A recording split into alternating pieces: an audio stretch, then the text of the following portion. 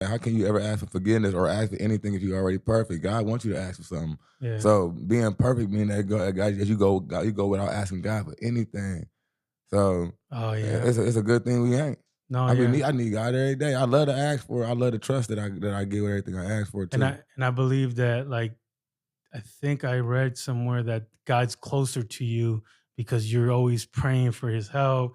You're not perfect, so you're always needing stuff. Amen. It's hard, man, because it's like, dang, like every day your mind, your flesh is telling you, to do this, and you're like, I don't want to do that, and I still struggle with things, man, all the time. Yeah, when it becomes your idol, like, you know what I'm saying? Because we consider good and bad off people's opinion.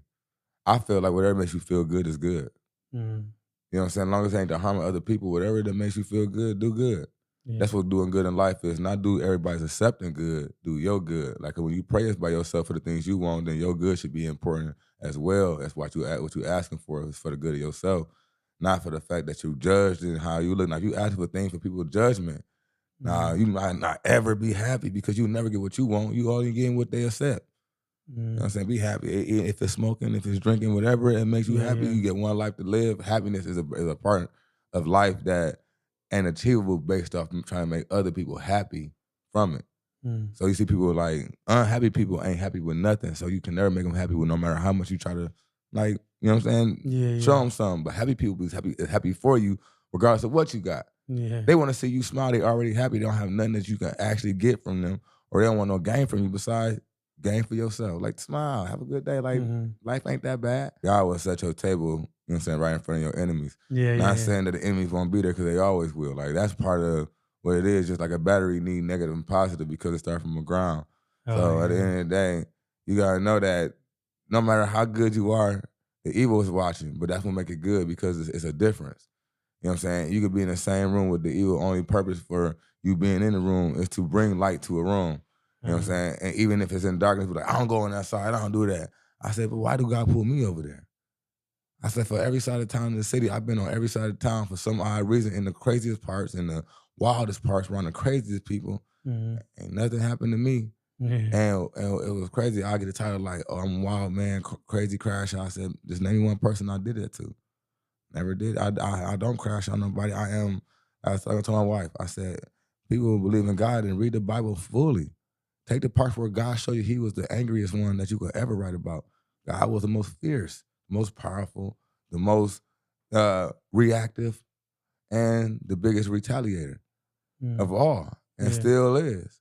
Still the big boss that demands uh, um, some type of speech to yeah, what you doing before you do it. Like that's what God. So at the end of the day, when people see a man do it, knowing that we in the image of God, we don't look the same. That no, we hold a fierceness against the devil, but we in a land where this is the devil's land. So we are told to calm down. mhm, So our aggression don't look mighty as God, because together with our aggression will be very mighty.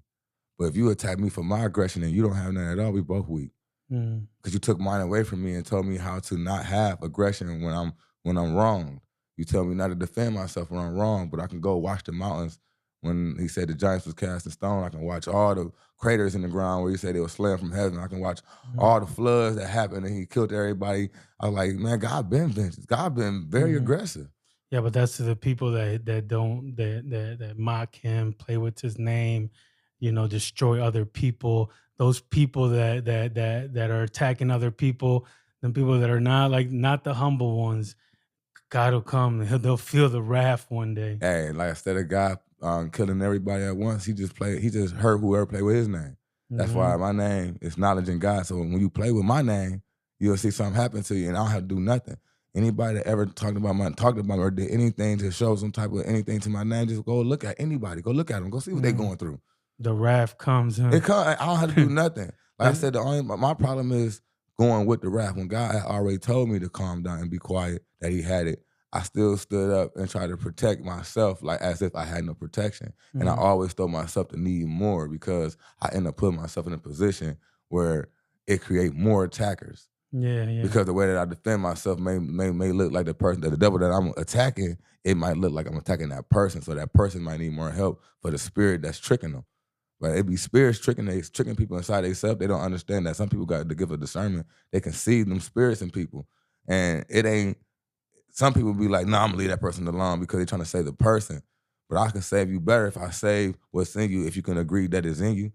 Because if you can agree to it and then become a witness of what's in you, you can have a will to get rid of it. But if you don't actually have none of that going on and you don't understand that it's in you, you can't get rid of it. There's no way to get rid of nothing you don't know you have it. Show love, give hope today. Together we're stronger in every way. From the streets to the heart, we're breaking the mold. Welcome back to Have Faith, Show Love, Give Hope, the podcast where I have faith, I show love to my guests, and together we try to give hope to the city or whoever's watching. Today, I have the honor of sitting down with King Black, Chris Dale. He has a page on Facebook. He has like 92,000 followers. I know you got King Black Comedy. You got Finesse and Black Music, where you and your wife, you guys do R&B music, and you just have an all around cool like channel. I mean, your page, you know, I follow your Facebook page and I see everything you post and everything like that, you know. So I wanted to have you on so I want to talk a little bit about everything, a little bit about your comedy, a little bit about, you know, all the stuff, your music, everything. I always start off kind of like get to know people, like, what are you from Toledo? What side of town? How did you grow up? That kind of stuff. So tell me a little bit about that. Okay. I was born in Toledo. I ain't stay in Toledo like my whole growing up. But like when we were growing up in Toledo, we kind of struggled a little bit. So we stayed on pretty much all four sides of the city. So I can't say that I'm from a certain side. I got friends and like best friends and family from all sides. That's where I never like. I can't say I claim a side. I always been like a Toledo one. Okay. But I am from the streets of all the sides. That's what's crazy about it. Like grew up on probably all the all the streets that everybody throwing gang signs up now about. But we grew up on all those streets. They was just as bad as it was. Like a lot of bad stuff was going on. But I ended up I was going through a lot of stuff as a kid living here. So I ended up moving with my dad. Went to school, got a little bit bigger, started playing football. What school? Where did your dad live? Albion, Michigan. Oh, sure. Yeah, so I moved to Albion. I moved to Michigan. You went to Michigan. Yeah, but when I was younger, we was always going back and forth to Alabama. So I had a lot of family in Alabama. I was just always, we was like little road running kids, like always in motion. So we ended up moving to Michigan with my dad. I ended up finishing high school in Michigan. But what's crazy about that's when the roads start getting rocky. Is actually in Michigan, because like when I was down here, we was poor a couple times. So it was time where we was struggling. Like I was little. Your mom was a single mom. Yeah. So she was just a mom trying to make it. Yeah. How many brothers and sisters you have? It's four of us. There's four of you guys. Yeah, so it wasn't easy for her. No, right? not at all. Like I said, I thank my mom for everything she had to do, tried to do, still trying to do. Because, you know what I'm saying, becoming a parent, I see how hard it was, even for the things that I was thinking I didn't get. I see how hard it is for somebody to do it. Like, dang, it's hard to single out that one thing that somebody may be missing that they didn't say. Because then trying to figure out everybody's mind, when you got everybody trying to figure out all your baby's mind, all their personalities, and then figure out rent, then figure out where to live, then figure out where you at, then figure out safety. Yeah. It's like, it's a lot going on, you know what I'm saying?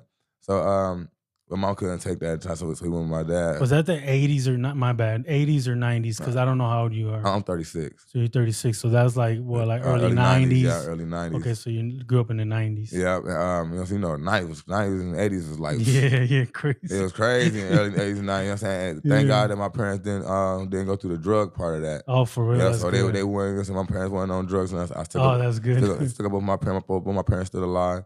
You know what I'm saying? It was just struggling, you know what I'm saying? You know, the black man struggle is different when it's in your house. Like, a lot of people struggle as black, but it's like when everybody is around you struggles. Like, when our family struggled, then the people that can help you struggling. Yeah. So it's like, it was like going through a lot that time. So we went to my dad, and I said, my dad, a man don't struggle as much as a woman by herself. A man is a planner all the time, so he be he gonna figure out the next move. Even if he had to use somebody else to do it, like he gonna make sure they figure out the next move. So we started eating, and this thing started just happening. We got bigger, and like I said, my life changed for the good and the bad at the same time because I still had this mentality of Toledo bullying me, picking me. So now I became the size of the bully and the picker. And then it became that. I became into the streets. I was in a small city. Nobody knew me, but I knew everything. I knew how to do. I knew how to move like a big city because I'm from a bigger city. And I got. So you had like Toledo's mentality, but then you went up there. That was a small city. Yeah, and I felt like I feel bad when I think about it because I don't like even how some of the people like really still are, and like, you know what I'm saying, the way they carry themselves, like, because I created like just a gangster type of movement in a place that had nothing like it in it. Damn. And at that time, I was appreciating it. How old were you? I was 16. 16, okay. Yeah, I was but I said my first job ever, not to be rude, my first job was robbery. Robbery? Yeah, okay. being thieves and robbery. I didn't have a job at first. My first time touching money, I was taking stuff. You would stake people's houses out, or would you just go into any house? I was brave. I would go right in there. Me and my little brother too, we was stealing cars and stuff like that. So we was like, when Toledo had like them a whole bunch of them big car thefts, and like me and my brother, we was just doing. It was like when we was kids. It's like in a big city, you don't get caught, so you don't understand how much you really doing until you get to a small place and know how to be like sneaky. And we was just doing so much stuff, man. And it started to get into criminal stuff. You get in trouble for all that? No, that's what this You is never about. got caught? Man, everything ended up tying up our 12th grade. All right, because I started creating a gang and everything. So you were about 17, yeah, 18, 18, 16, 17, 18, something. Yeah, I was senior year. I was 16 going on 17 my senior year. I was already. I got money. I got my own car. I already moved out my dad's house because my dad conflicted because. You know what I'm saying? I'm hustling. Like, I don't, you know what I'm saying? And your dad don't say nothing? He don't care? No, he do. That's the reason why me and my dad conflict, because I'm in the streets. Okay. And my dad pulled me from Toledo to get away from me. But to me, like, you know what I'm saying? The phone I want, the shoes I want, everything I need. For me, I got to get myself. And what's even crazy about it, I'm getting straight A's. Oh, you was? I'm a straight A student. I graduated. I'm straight A's. For real? Straight A's. Ain't doing all that on the side? Straight A's. Like I said, so I got straight A's. It's like I'm not getting what I was promised for the straight A's neither. So I'm out here getting it on my own. But I had the mentality of Toledo getting picked on. I'm like, so I was mean. I was like taking stuff right people in front of their face because I knew their mentality wasn't like mine to get it back. Where they had to like come with me. So you became the bully. Yeah. You took like, you said people used to bully you around here? Yeah. Why did people bully you? Like, because you used to move around. And yeah, we was always new kid everywhere. We was a new kid every couple months. We the new kid. You know what I'm saying? Every school we the new kid. So we didn't. You know what I'm saying, we almost didn't get comfortable with nobody unless we had a class with them. Man, we had a class with them every day, and they was like, "Oh, dude, cool, the new kid, cool." And other than that, we was just like we had everybody's school, so everybody was like, "Man, where I know you from?" Somebody do it now. I don't know where they know you from, but you probably jumped me back in the day, but I don't remember. So at the end of the day, you want to touch me now? I don't care. Yeah. I don't got no problem with that. But what it turned me into, I don't think you want to test me now because you can't do that now. Because when I went down there, I was like a different man. So when you you go over there and then you turn into the bully at the school. No, in the streets. In the streets. In the school, you was good. I'm an angel. Oh, I was wrestling. I was on the swim team. Football. Me and my brother. You know what I'm saying? We all staters. Our track team. I was pole bowling. So on the streets, you were like I was the most dangerous man on the street. You started a little gang in the hood, in your neighborhood. Yeah. What was you guys called? Do you remember? Oh yeah, man. You know what I'm saying? GB, the Gutter Brothers, man. We Us. But now We Us a radio show.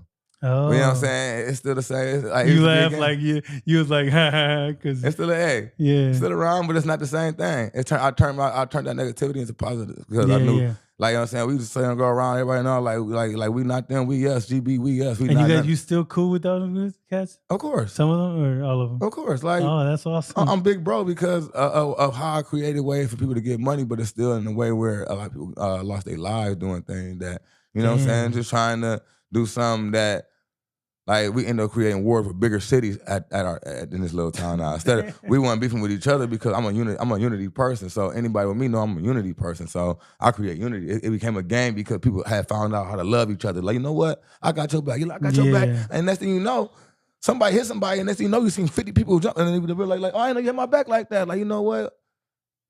I got your back. Now money happened like that. Now things happen like that. Now it turned to a game based on having each other's back. So it didn't start like, hey, let's build a gang. It was more like, hey, let's just build like organized our little crew, and then all of a sudden you guys turned into like a gang. Yeah, because it had to be organized. Because everybody, you know what I'm saying, based off people, like, I'm the type of person that don't play both sides. So when people, like, if I know two people and they got a problem, I'll try to intervene in the problem, because at the end of the day, if we valuable as friendship on both sides, we should end that problem anyway when I'm still gonna value the friendship with both of y'all. So we just like knew how to end ties, knew how to do that. But with other cities, we in high school, we got like school wars. So when we play certain teams, oh yeah, it's like this when we was the YN, they call it YN. Like that's what we wasn't the YNs at the time. We was, but this was the guns weren't as accessible. Somebody with a gun, everybody knew who shot because everybody knew who had a gun. Yeah, you guys used to fight. Yeah, we fight. Like everybody knew about me because I fight. Like, no, Black the boxer. Like I was a fighter. Okay. That's how, like, even though I had a gun and all that, I was from a big city. I know how to do everything. I know how to bring everything from the city back up to there. I was little. I knew everybody from Toledo, and they wanted a new way to move stuff around. So it was this like cool little spot, and it's like it meet up everywhere. But it ended up getting dangerous, where it all fell on me. One time I was one of my friends thought they were about to get into a fight with another whole clique, like this a white boy clique too. I'm cool with them. You know what I'm saying? I was cool with all of them for real, but they got more people than everybody. They're like country boys. Country boys. How you know? You already know it. Like, yeah, they little hunter ass ATV motherfuckers. Like, shit, like some ATV motherfuckers. Like, they got the dirt on all their cars and shit. Like, you know what I'm saying? They the real, you know what I'm saying? But they was cool. Like, I said, I'm not a racist person, so I fuck with everybody. You know what I'm saying? But these dudes I was cool with, we used to always play bloody knuckles in school. Like, I was the champ of bloody knuckles. So I always play bloody knuckles and stuff like that. Everybody knew I had the punching power. Like, that dude, little dude could punch. You know what I'm saying? So nobody really wanted to fight me, like when it comes to like wanting to fight me. So he ended up wanting to fight one of my friends. They were trying to jump him. I came downtown, like resolved it off, and them trying to jump him. But you know what I'm saying, me being just who I am and me being so dumb trying to stand up for the gang and me being a leader and just want to be like, no, if I say this go down, I'm trying to stand on the business that I spoke, and I'm just making it my life dangerous. Like, I don't know why I'm doing it, but in my mind, I'm just as dangerous as the life I'm creating. But why would I want this for me at this time? Like, I'm old enough thinking it now, but like, why would I want this shit for me? But I'm in it. I'm so in it that I'm just like, I can't stop myself from thinking it. So I'm wild now. I'm pushing everybody around. So, you know what I'm saying? I get the threatening to do about going to school. He can't go to school now because, you know what I'm saying, it's going to be a problem, blah, blah, blah, blah. He missed the next day of school. I was kind of mad. Like, I wanted to fight him because I feel like if my point didn't get across, then I would feel like I got to, like, that's my problem. Even when it comes to do, like, I just got to stop trying to chase down what I said. Like, no, I'm trying to stand on business for what I said, and I mess myself up. But like, you know what? Like, some things is better just left alone. And I gotta still learn as an adult. Like, I gotta stop leaving stuff. I gotta stop getting so fiery. Yeah. You know what I'm saying? So I got fiery. He didn't come. I came to school the next day. He didn't go. After school, I went to his house. Like, he ain't got parents or something like that. He a kid. I know for a fact he ain't paying no rent. I bust all the windows in the house. At his house? Oh yeah. Put bricks through the window because he didn't come to the door. He wasn't even there. So I'm walking away. He right there. I said, oh, you know what's gotta go on. You know what I'm saying? He like, oh, let me call some of my people to match your people. I said, okay. I thought about, like, you know what? I started trying to chase him down. He ran the house, grabbed a shotgun, like, all right, I'll shoot you. But it was so much commotion that somebody had already called the cops. So the cops came as he was like, come with the gun. So he ran back in the house, put the gun down. Cops came to me. And like I said, I was devilish. I know what I was about to be on. I was like, what's going on? I was like, no, we was arguing about the football game tomorrow, you know what I'm saying? We talking about the Super Bowl the next day. So we was talking about the Super Bowl, like, you know what I'm saying? Blah, blah, blah, the Super Bowl, blah, blah, blah. He was like, okay, we guys got to calm down because they say you out here look like you got about to fight. Like, no, talking about the Super Bowl. I was like, we can talk about that in school tomorrow. And I was just like, I was serious, but I knew he was serious. And actually, it wasn't Super Bowl. It was another football game because it was during Halloween, so it wasn't Super Bowl. It was like during Halloween time. It was the same day of Halloween. So Halloween the next that same night, You know what I'm saying? I try to, I take all the kids around the city, like, Mm. cause I'm like, even though I'm got this one persona, I'm really a great man. I can't help but be like, I take all the kids around the trick or treating to make sure everybody get around safe, and you know what I'm saying? I walk in the bad neighborhoods getting kid candy. I give out candy. My house, the last stop where we do like the candy party stuff like that. So I'm walking with the kids, man. I see them all ganged up. I know this. I don't know what. It's me too. I had a problem, man. I walked right past the house knowing that I know I just bust all the windows out. I know this is commotion. They know what I did. I know what I did too. I shouldn't even be out walking like I didn't just bust somebody's windows out their house. Yeah, that's man, crazy. they about 30 people. They piled up outside. They see me. You know, here come the N-words flying out. Oh yeah, because now they mad. Yeah. And they got the right to be. You know what I'm saying? Mm-hmm. They mad like, oh, them about to kill this nigga. Blah, blah, blah, blah, blah. And like, I took them out. Even though we got the kids, I'm walking with the gang with the kids. It's like we feel like some Black Panthers for real. Like it was weird because in a city like where at first this wasn't we couldn't even walk like this at first in groups without getting stopped. Like nah, even the police respect the way we moving. Like not just like I can't say like they never caught us doing nothing criminal related, so they can't say that we was a criminal, but they had our names tied to things. Like they couldn't tie me. They was like, no, he can't be. That can't be the little one. We all them. They got people in there that's 4 years old. Like it can't be the little one controlling them all. Like they know, like it ain't the little one. So they always brush me off. But they heard my name. But they heard a Christian. And they heard a killer black Christian. Killer black Christian. Like it can't be him because nobody was calling me black at the time. Like killer black was the whole street man. Then it was Christian. Cause you was like what, little skinny dude, skinny, super little skinny. Cause you're skinny now. Yeah, but I'm built. But you were smaller real, now. I'm just real thin, but I'm real. Like I'm just I seen the video, bro. I seen the video of you in the phone booth. Yeah, I'm you're just ripped, bro. Yeah, I'm wrong. Yeah, I'm okay. You know what I'm saying? So but when you was a little kid, like when you were that age, you weren't that ripped. You know, I was always like I look like this in high school. Oh, for real? I haven't gained a pound since high school, bro. I look just like this in high school. Like I said, and I was a threat because I wanted to do what I wanted to do. What my body looked like. It wasn't like some people look like they act like they hard, but they be big. Like I do this if I was fat. You know what I'm saying? But like I was no, because you said the cops used to be like the little kid. The not the little dude. Like no, I was such a good man. Like I was 4.0 student. I was a poem. I wrote poems. I was in the newspaper for my articles, the things that I write. You know what I'm saying? The way that I stand over class, like my grade point average was insane. I didn't have to take no test to go to UT because I had the highest ACT up in Michigan, so I didn't have to do nothing. I walked through school. Like school was easy to me. So you had like two different lives. Yeah, that's what. And then it got messed up that day when it came to after this day he came to school the next day.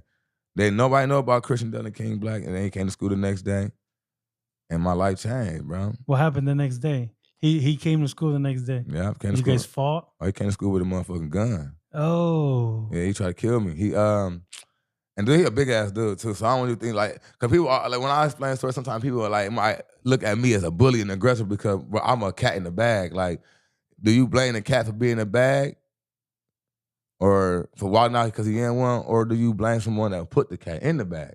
Because the cat can't be the bad one if it's in the bag. How the fuck you get in the bag? Yeah. As you tell this bag in this cat in here tripping.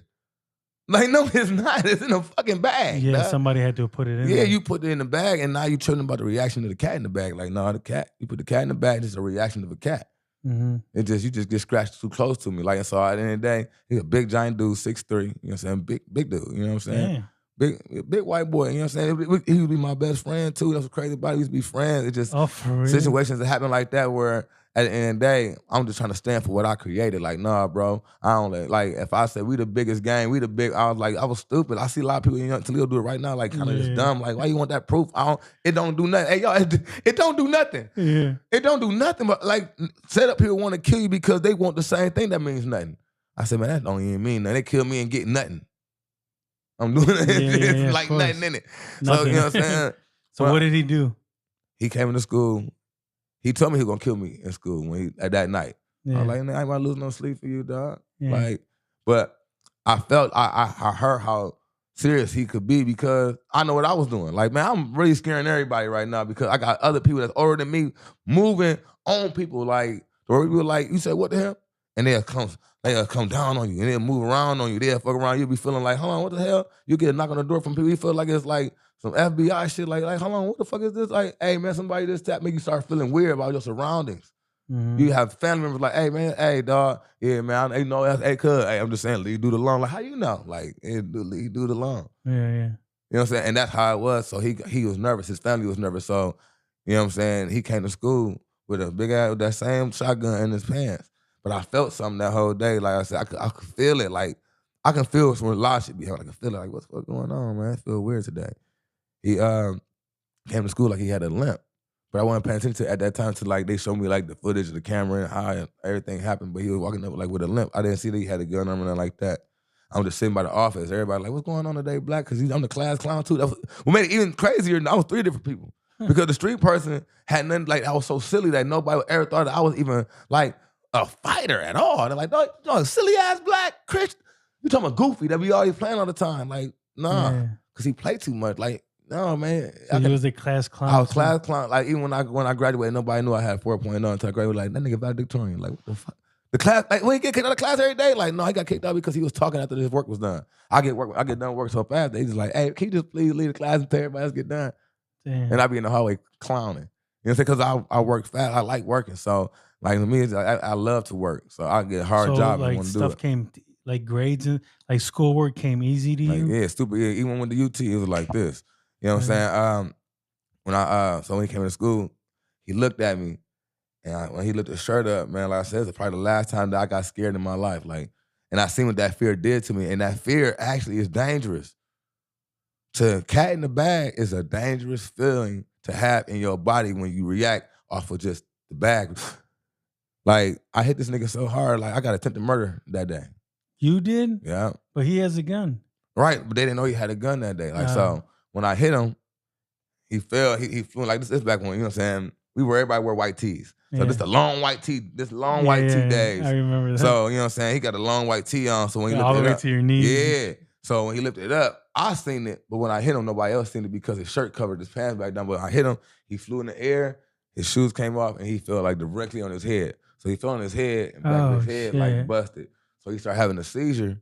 Oh. And so I got on top of him. Like, so I wasn't thinking though. Like I was just like, I wasn't paying attention if he had a seizure or not, to where it just looked like quick moves, but like trying to get off the ground real quick. Like he was just trying to get back up. So I hit him up, boom, boom. I hit him again. He just stopped moving. Like he seen his teeth come out of his mouth.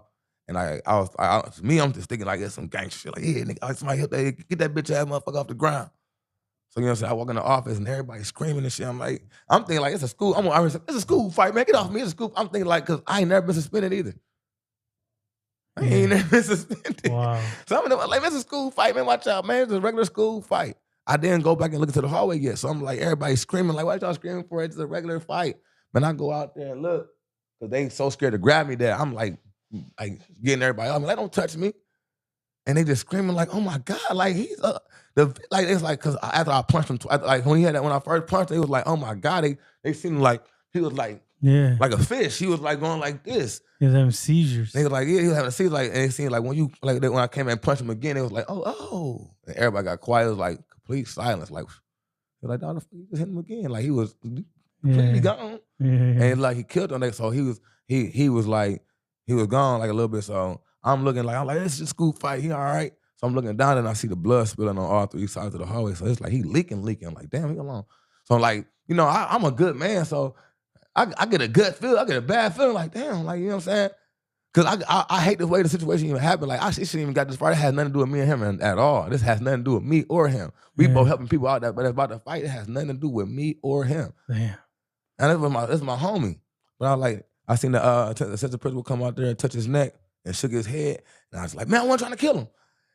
And that's when everybody tackled me. Last thing I remember is being tackled down by everybody in the school. Like, I heard, you killed him. And like, I'm crying about the problem. I can't even believe it. Like, I didn't fuck my whole life up. Like, that's how I'm thinking about, like, I didn't fuck my whole, I'm in the bottom. I don't even feel people on me. That's like people all on me. I don't even feel, it's like I'm in the clouds. Like, I don't even feel them on me. Like, I cannot believe that. Dude, So when the cops came in there, they grabbed me and they lift me, they got me handcuffed. Both cops got me lifted in the air like a little ass shrimp. I can't touch the ground. They don't want me to put my feet in that blood. Like, it's blood everywhere. This motherfucker said, motherfucker, you better not even look down.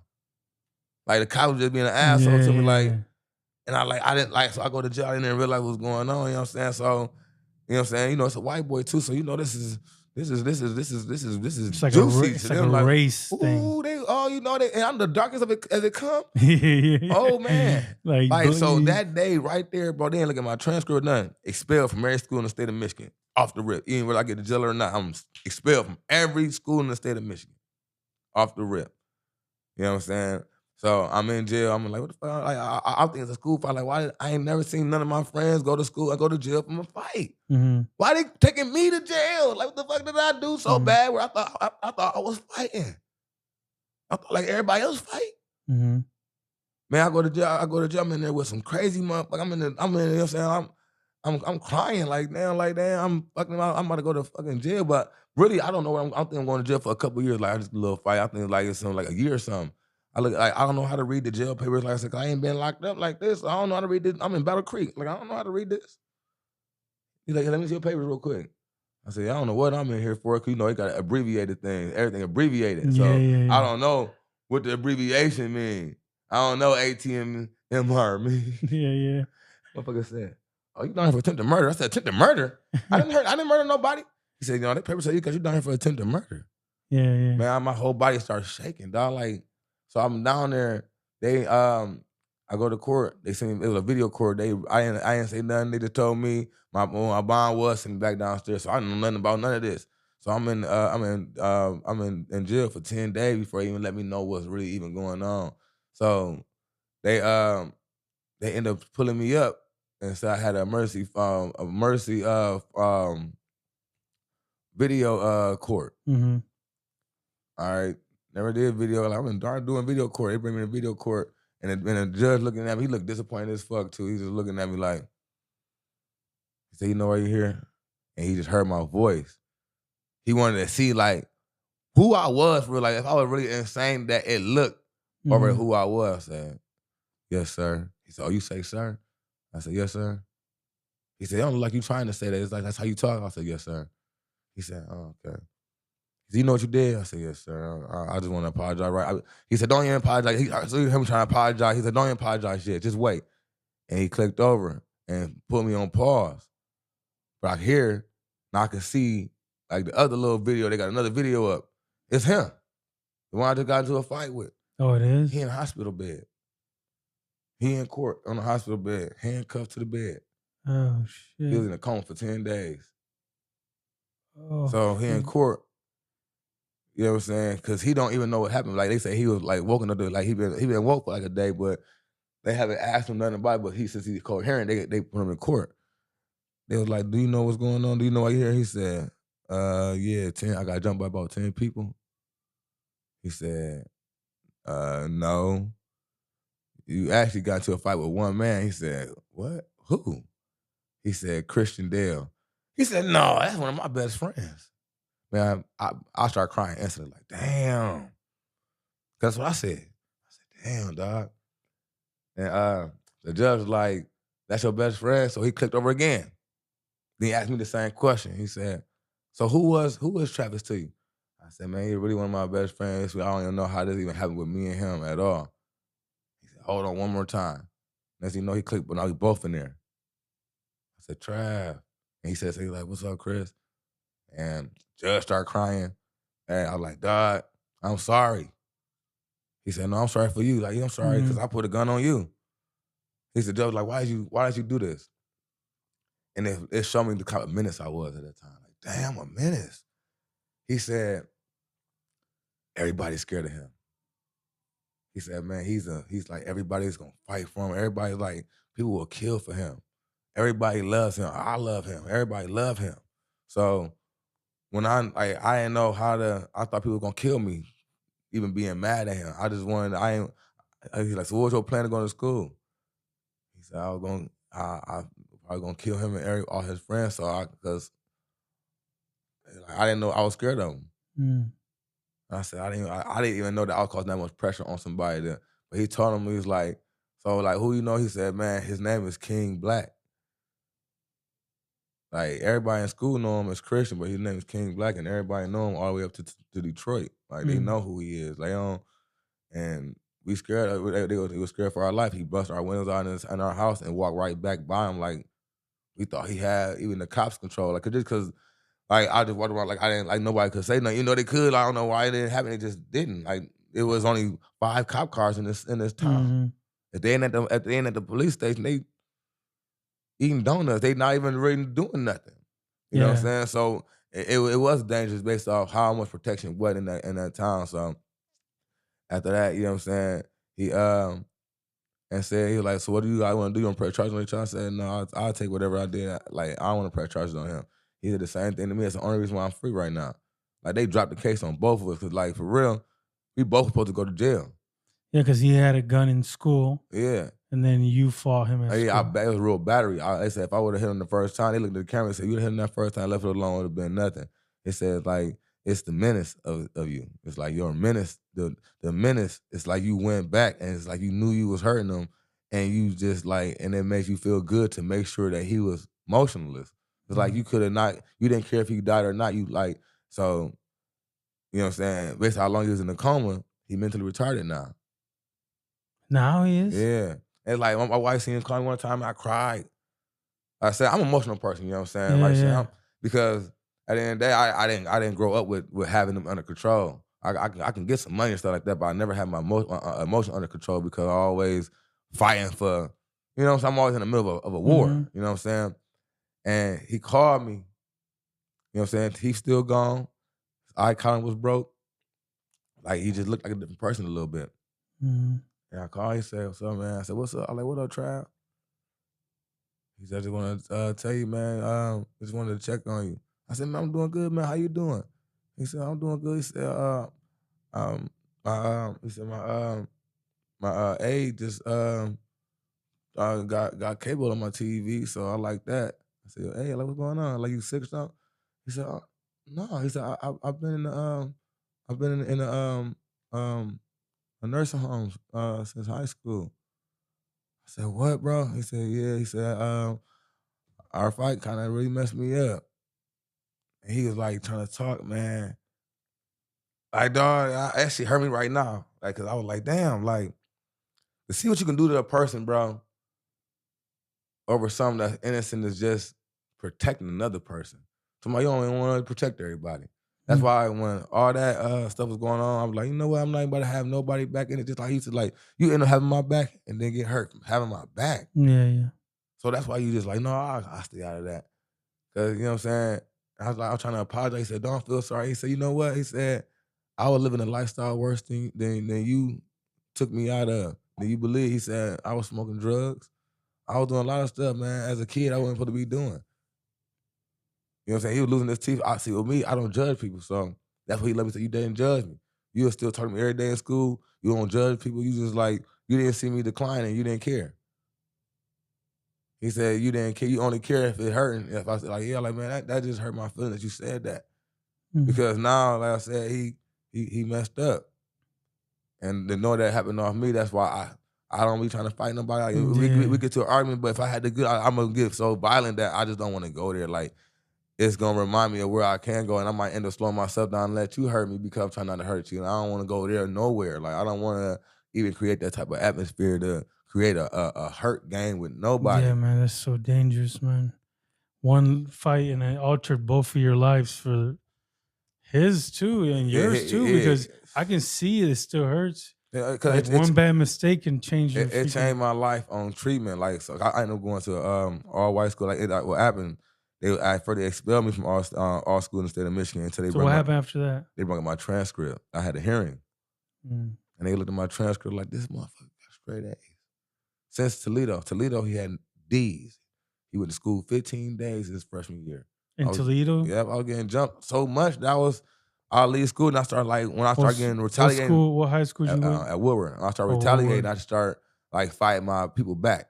I didn't wait for them to fight me. I seen them in the hallway, and that's when I learned it's just like you take your enemy out when you see him. And I start just punching. If somebody like I remember you jump me or something down, and start punching you, and I got expelled from Woodward. So I went to Michigan with my dad, and I ended up getting expelled from that high school. But it was crazy. Like when I had the hearing, they seen my transcript. Only one school would accept me, but I didn't know why they would accept me. I thought it was just like, yeah, he's a smart kid. That's probably one of the best work decisions I ever made, though. I wanted to finish school. He was like, why do you want to? He's like, you got a 4.0. He said, it's just, I'm looking at you, it's like, cause now we know who Killer Black is. He said, to live these 2 lives is so crazy. Show you how smart you really is. Like, you want to keep wasting your life on just being a street genius?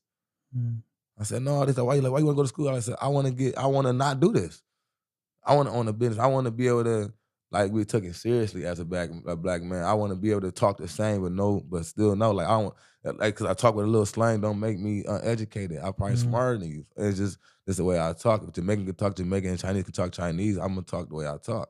You know what I'm saying? I just want to be able to be treated as like, you know what I'm saying, educated. Yeah. You know what I'm saying? And so he's seen that. He was like, all right, we got one school that accepts you. And it was Springport High School up in Michigan. And like I said, got a fucking farm in the school. They never had a black man at this school in their life. I'm the first black man to do anything at this school. When I say the first black to do anything, they didn't know how to, like, look, bro, all right. So I said, when I said that part changed my life, this right here let me know, like, how God was trying to use me and how I was ready to lose my own life just based off just the treatment of how I used to feel like, you know what I'm saying? I got balled into a cast and know how God can save me from anything. I'm glad I got balled up into that. I went to that school, like I said, all white school, try to play basketball, get on a basketball team. You know, it ain't hard to say you know what's going on to me in these hallways. And you know what I'm saying? So I'm going through the hallway. You got the real life Cartoon Network Nickelodeon people in there, like the real Nickelodeon slamming kid against the wall bullies. Like these motherfucking real life 6'6" bullies in here. Like, see, with me, I'm an asshole. So it's real hard to bully me because I accept your advance. And he'll be thinking, you'll fuck around, I don't know what else to say. After I'd be like, hell yeah. He's like, what's up, nigga? I was like, shit. I said, I'm trying to figure out who the fuck ignorant is this bitch. Who said that? Like, who told me? He's like, yeah, you're a nigger. I was like, oh. I was like, so what makes me a nigger? Yeah. He said, you're black skin. I was like, well, you sound more like a nigger than me. Because you ain't know what the fuck it means. So I just play around the school like that. I was really making people mad. You would educate them and try to... which I force them. I force that knowledge back on them, and like it'll make them feel weird. But they started like loving me after a while. They're like, you know what? Like, man, they like, I love his culture, what he bringing and everything he's doing. So now the school's starting to love me. But it's one teacher. Like I said, I'm a straight A student. I ain't seen a B since 9th grade, bro. I ain't seen a B. I'm a straight A student. So now I'm in this class, I'm in the school again. It don't matter what school it is, I'm straight A student. Besides one class, I got a D. And you know what class is in? What? Literature. And you write poems. I'm the literature king, man. I'm the king of, that's what I do. I act out what I read too. So I don't just write. When I'm reading and we reading out loud, fee, fi, fo, fum. I read out and I actually act out. I bring the story to life so you can catch it. I said, that's the one class I could never fail in, for me to have a D in it. So she didn't like you, or she didn't, is there a lady? Or yeah, a lady, super old lady, named, you know what I'm saying, Miss Ferguson. She don't, have you heard? She's probably dead now. She probably can't hear, but it don't matter. You know what I'm saying? Her name is Ferguson. Like the meanest lady ever, you know what I'm saying? She just hated, she really just stuck in racism. She was from back in them days. She stuck in her ways. I'm the first black person, she's just not comfortable with it. That's crazy. So Martin Luther King Day. Oh, shit. They still got school. And I go to school. Like, so I go to school. You know what I'm saying? Usually I ain't never go to school on Martin Luther King Day because like, all around the country, I thought like you don't have school. But obviously, since they never had black people in their school, they had no reason to celebrate it. They never celebrated it. All right, so I go to school, and the principal actually from here, named Krieger. I forgot his first name, but his last name Krieger. He from Toledo. Okay. But he said, "Hey man, we don't celebrate Martin Luther King Day here, but you can go home and it won't count as a day against you." He said that to you? Yeah. I said, no, I'm fine. I'm going to stay in school. That's like, crazy. Yeah, but it's crazy. Like, this shit really happened, man. It's crazy. Like no, I said, I'm going to stay in school. Hey, so I end up going to class like regular. She my third period. So her class around like 11 something. So I'm in class and like it's Martin Luther King Day. But so we doing like we ain't talking about Martin Luther King, but we just talking about some history stuff in class. And you hear the alarm go off, like the fire alarm go off, like the fuck. Then you hear PA say, there's been a bomb threat. Everybody stay in class, locking your doors. So you know me, I'm a silly ass person. I'm like, whew. Good thing it ain't me, because everybody know black people don't know shit about no bombs. Everybody in the class laughing they ass off, bro. I'm laughing loud as fuck. Next thing you know, I'm like, oh shit, I hope ain't nobody in this class. Christian Dale, come here. Like, we need to touch your locker. Like, Oh, what? my God. Dog, like, bro, like, dog. Dog, like I said, and it made me look like, that's why I treat my kids so good. Like, man, what you can do to a kid, you can ruin a kid. Whole life. Yeah. As a kid, like, don't even know what you putting that kid through. Like, I was still a kid, even though I'm wanting to be grown. Like, no, I'm a kid, though. Because obviously I'm working to be something, because you see my grades. I'm still a kid. I'm like, Dad said, Mama said, I'm still living off that. Whether I have needs and things in life that I'm not getting, that I'm trying to get on my own, but I'm a kid at heart, because I still play like a kid. I'm still a kid. And you know what I'm saying? When they grab me, I'm coming to class, I'm like, huh? He said, Christian Dale, we need to check your life for suspicions of a bomb. Dog, like, dog, I started like trembling, like, what the fuck? Like, man, he grabbed me on my seat and like put me to my locker. Man, it's dogs everywhere. They all up my ass, bro. I'm on dogs like this in my ass, bro. They think I'm playing, because I'm so nervous that I'm moving. They was like, if you don't fucking ground, they gonna send me to the fucking ground. Like, I'm trying. Like, what the fuck? Like, I'm shaking, like, dog. Like, I don't know nothing about no bomb. Like, what the fuck going on? Like, I'm looking at my locker and shit, like, I don't know nothing about no bomb. But since I already did from that last school, this is like, it's like, it's a ball, and it's the next city over. So it's like, this shit it was in the newspaper and everything when I did it. So I didn't see the newspaper because I was in jail, but it was on the news and everything that just happened in school. So they knew about it. So they accepted me to come to the school for the attack, and they wanted they wanted to pick on me. They did for they lick back or something. Yeah. Something like that. Like, I'm looking at my locker, like, ain't nothing in my locker. They don't believe me. They evacuated the whole school. So they evacuated the whole school. The school had the high school and elementary in one school, and then like in the next parking lot they had the middle school, because this city's so damn small that everybody in that city go to just these three schools. Like, everybody in the city. And it's all like right there in the same parking lot. So they all like rush everybody out to school. Out of all three schools? All three schools. Rush everybody out to the parking lot. I'm the only one in this whole big ass school. So you know what I'm saying? You know, I'm little. Like, it's like, you know, no matter how much destruction I was causing at this innocent time of innocence, so I don't have to think about what I've done. Am I wrong when I'm innocent right now? I'm fucked up. Like, damn, like, I don't know where it's about to end, because now I'm the only nigga in the school. I said, I'm the black man. They put a bomb through. They about to kill me. So in my mind, like, they is about to kill me. I'm about to be part of them story. Like, this is crazy that I'm about to really live like this lifetime story right now. Like, this is crazy. I'm living a lifetime story. They putting a bomb through on me. I'm the only black motherfucker in this school. Yeah. So when I'm sitting there, like, they get to watching me. Like, they sitting now, since they in their own group, they looking at me on the side. They see me, I'm broken down. Like, hey man, I don't think he did it. Like, look, they see me like, that man crying. Like look at that little dude. Like, hey, you don't kind of feel bad. So the principal came around and talked to me, sat down. Like, so what's really going on? I don't know, man. I don't know what's going on. Like, I don't know. Like, so he was like, officer, can I ask you who made the bomb threat call? He said, I can only get that to the principal or superintendent. He said, I'm the principal. He said, oh, it was Denise Ferguson. Who's that? My teacher. Oh, she? Oh, the literature teacher. And I'm in her class when they came in her class. I'm in her class when they came in. For real? Yes. They took me from her class. He said, who? Or was it because you joked? Like, it's not me? No. Oh, before that. She already did this. Yeah, the bomb threat came first. She already did it. And for this to go on Martin Luther King Day, make it even crazy. Like, it feels so like, I feel so terrible. Like, damn, like, I ain't about to master. It's something that people, like, at this time, MySpace is going on. I didn't put it, post, I didn't do nothing. I ain't about to overtake the day with this. Like, it was so hurtful. Like, this is the most hurtful thing I ever seen done to me. I said, show you how ill people can be. I like, man, he was like, it was who? And when he found out who it was, man, he fired it in front of me. He said, who was? He said, Miss Ferguson. He looked at my transcript and seen I got a D in her class, but he changed his shit. He changed my stuff. He said, I know you got an A. I'm looking at everything else you got. Bro, I almost didn't walk because of her class.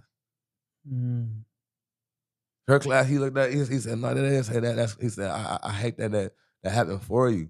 And the whole school seen out, like, they seen, like, so they walked me, when they figured out it wasn't me, all the damage had already been done. You got all these yellow buses lined up with all the kids in it. All you see is everybody looking at the window.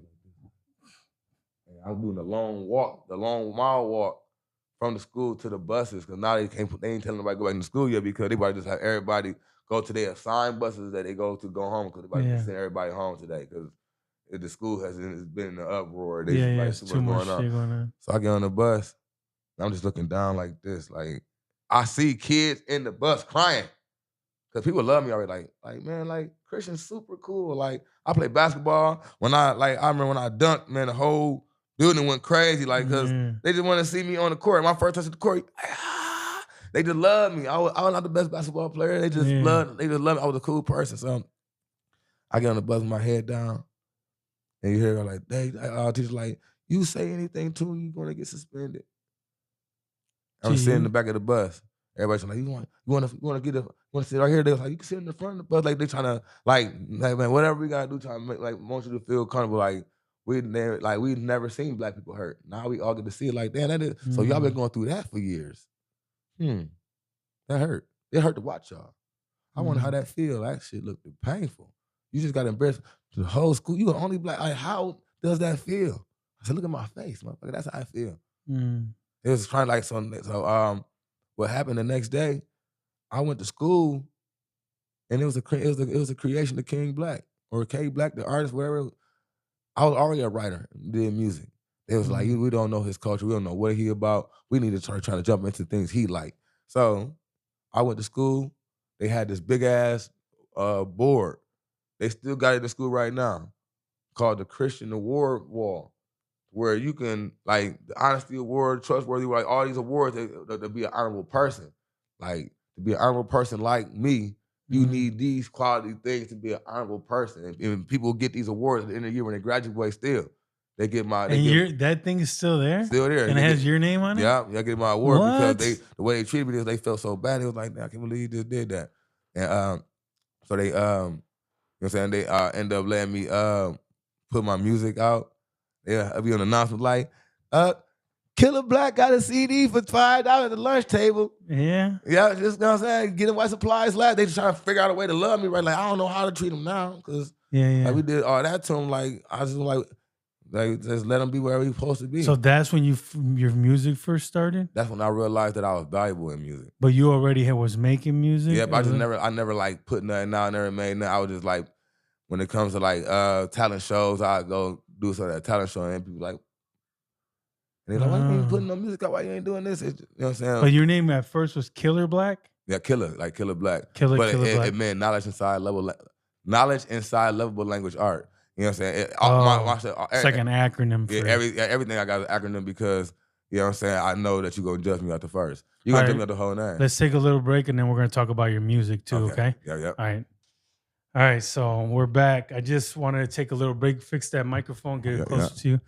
I want to take a little break because I want to use the bathroom and go outside for a little bit.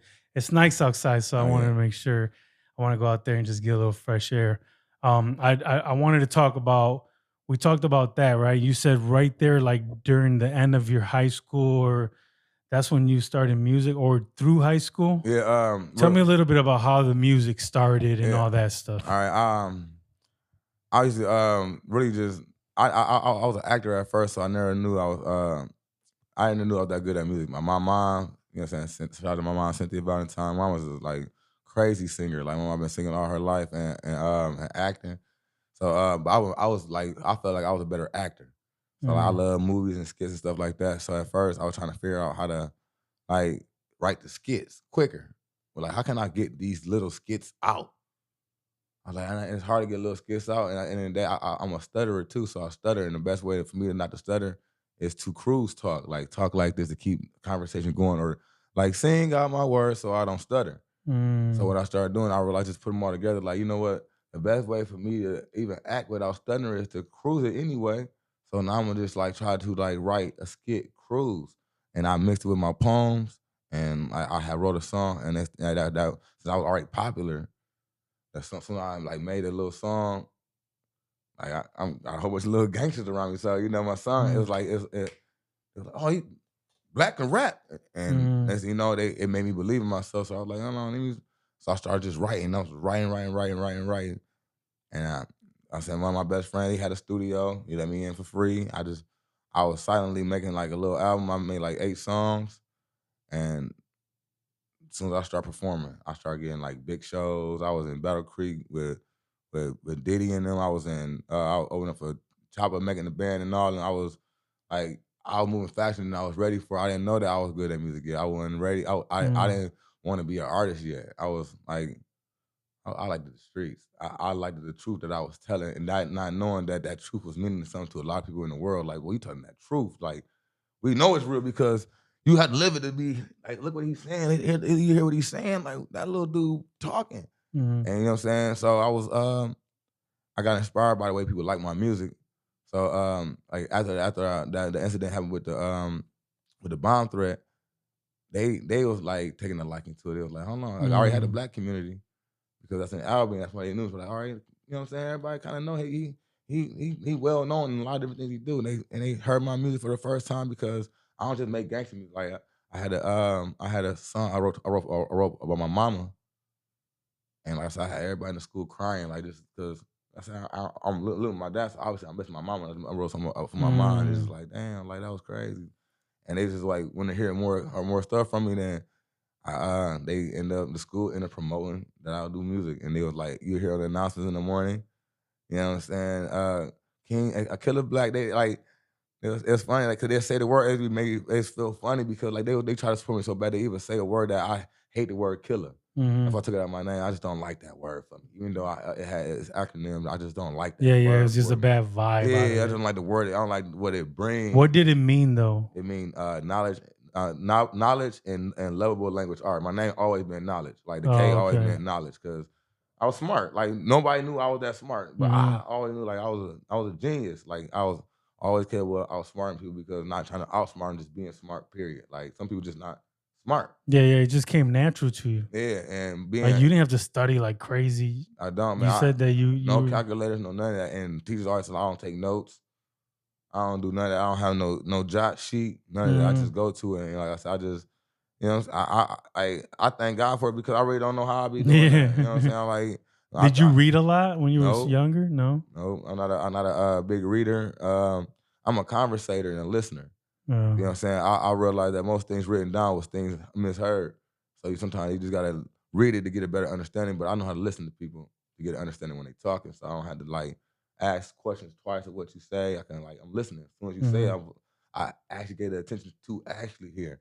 So I believe that what made me smart is being able to be adaptable, being able to just hear something to know how to adapt to wherever I'm hearing. And like that worked for my schooling, and then it worked for the music.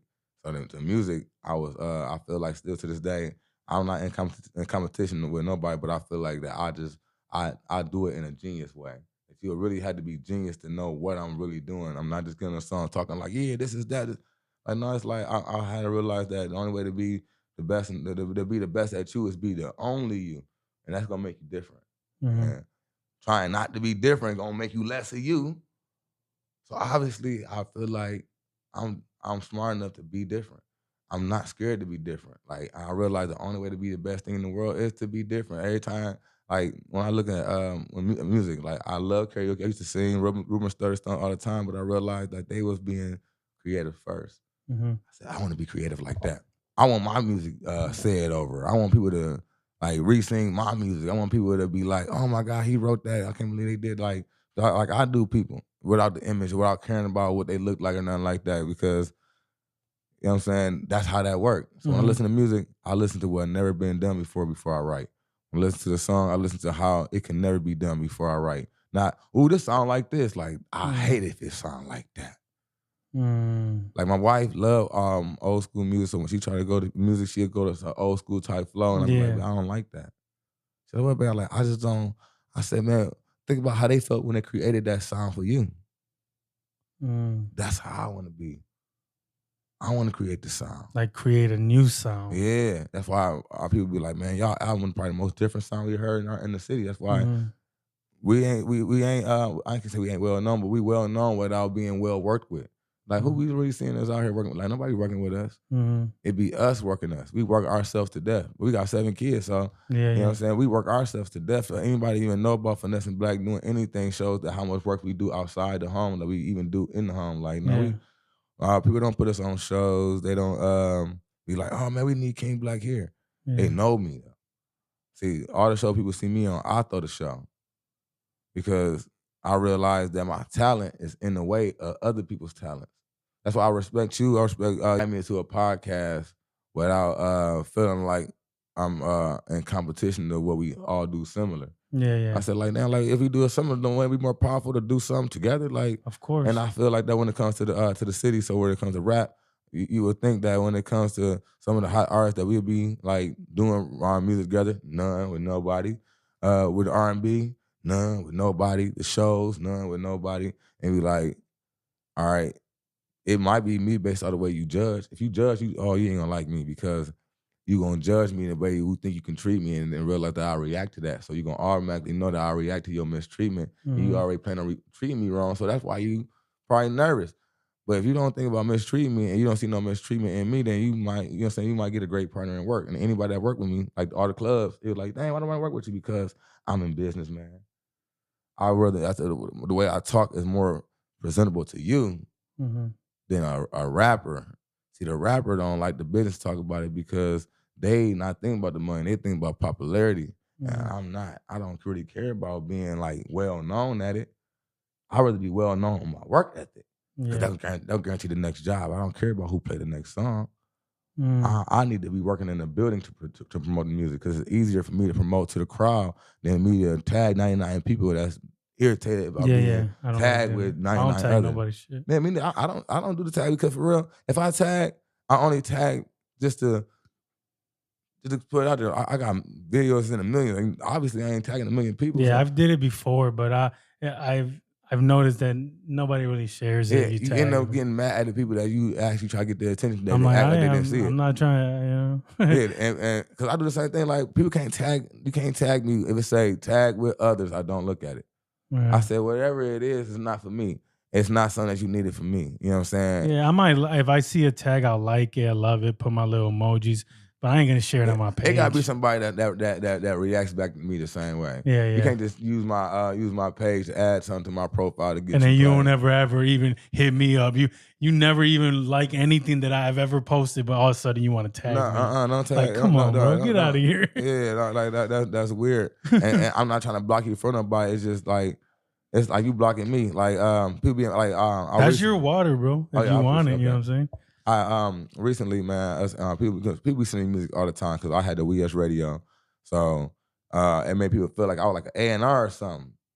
And I said, "Oh, like was that the little the podcast show or whatever?" Yeah. I watched that. Yeah, and when you guys would go live on Facebook. Yeah, and play the songs, and people will send me songs now. Like I'm an A&R and don't even know that I do music, or people that do know I do music. They want me to. They try to play my music. I said, look, why do you want me to play it? Man, I just felt like, man, shit, you know what to do with the shit. You one of the dogs in the city, man. I just want to get the input from you. I said, then go post that on that. And then I will share that and then share your music. I said, don't tell me who I am if you can't tell the world who I am and they want me to tell you who you are. Yeah. And they want me to share it to the world. Like, now that's backwards because now why do my opinion matter? Because I'm who you think I am? Then tell me that. Yeah. Because if I ain't who you think I am, then my sharing none of that should matter. But if I'm important, tell me that. I need to hear that because I don't be hearing that enough for the people that ask me for what they need me for. Like, all I need is just representation. I said, look on applications, man, a representation in a referral. I said, you know, like a referral. Like that is how you get business. Mm-hmm. So people be like, man, it ain't like it's not all about people saying your name. Like, no, it's not. But then it is. If my name need to be said for the business that works, I need my name said in every business talk. Mm-hmm. I don't want to be talking in things that don't make money, like battles and beefs. Like, no, that don't make money. I ain't about to be talking in that. Like, what? Where? I don't talk that. I don't talk insult. I don't be trying to figure out how to dislike somebody, look at their whole life and try to figure out how they ain't living like this, they ain't doing like this. Man, that's taking too much time on my day. Research and other person and all that. I don't care. It's not about making no money. I don't want to make no negative money, man. I can get money that I feel like was given to me demonically, man. I was spending on cupcakes. I would waste that money. I would not use that money to invest in nothing that's gonna sit around ever. I don't care if it was $10,000. If I got in the way that God don't feel like I asked for, I'm not gonna spend it on nothing I want. Because I don't. You spend it on things that just go away. Yeah, because however that can't need to go away the same way. I don't want that on me. Like whatever I got, I asked for. I'm only gonna keep the things I prayed for. Whatever comes on, I didn't ask for it. I don't know where it want to tip me to the direction. I'm only gonna allow it to be there. I'm not gonna allow it to pull me in no direction. Yeah. Like, you're gonna use it, but you're not gonna let that shit control you. Yeah, I don't need it twice. Yeah. I'm not about to, like, some people be like, oh man, that's a lick. You might as well do this. I'm like, nah, man. Like, see, I practice on my afterlife because the reason why my spirit said I've been here before anyway. Afterlife means satisfied life. That means when God's satisfied by what your work is on earth, man, you're gonna keep being here. And my spirit tired of being here. Wherever my spirit has been through before, it's tired now. Like, hey, no. I wasn't at war at first. I was in war. I was like, my spirit was on the other side, obviously, before this fight, because I'm still here. I can feel that in my body, like as me, as a person, like, you know what I'm saying? We all got a regular person, but at the end of the day, man, God has told you who you are. Like, no, it's the spirit you speak through. You know what I'm saying? The mind, spirit, and the soul is all that. It's a difference between the man you walking around as and the spirit that you hold. Absolutely. The reason why the devil wants you so bad because he can't mechanic nothing. Like, the devil don't have power over the physical. Like, God had gave you power over your own physical. You got more power than the devil already. So that's why since I know that, that's why I walk around powerful like that. Like, you know how much power I got to control this physical body? Like, man, you know that I know how the devil, like, when you accept the devil to do it, the devil can control you, but the devil don't have enough power to stay. Yes. You be like, man, get out of me. Yeah, get out of here. Get out of me. Like I tell people, like, man, do you know, speaking out, like, especially if you speak like the name of Jesus. Yeah, you gotta speak it out loud. Yeah, I like to, Jesus, get this mindset or this thing out of me. Yeah, get it. Like, watch it. Because the demons are around us every day, and they're trying to attack us all day long. I'm talking about, they in this room right now, man. Yeah. Because think about it. This is a place, like I tell people all the time, I said, look, man, if the devil attacking you, you got to be an angel. Like, the devil ain't going to attack nothing you got. Why would the devil attack the devilish? Yeah, no. That's what people are, like, you see, the devilish always win because the devil don't attack the devilish. He gave them that. He gave them what they wanted. And he's a ruler of the earth. Yeah, he gave what they wanted. He only at war with the angels.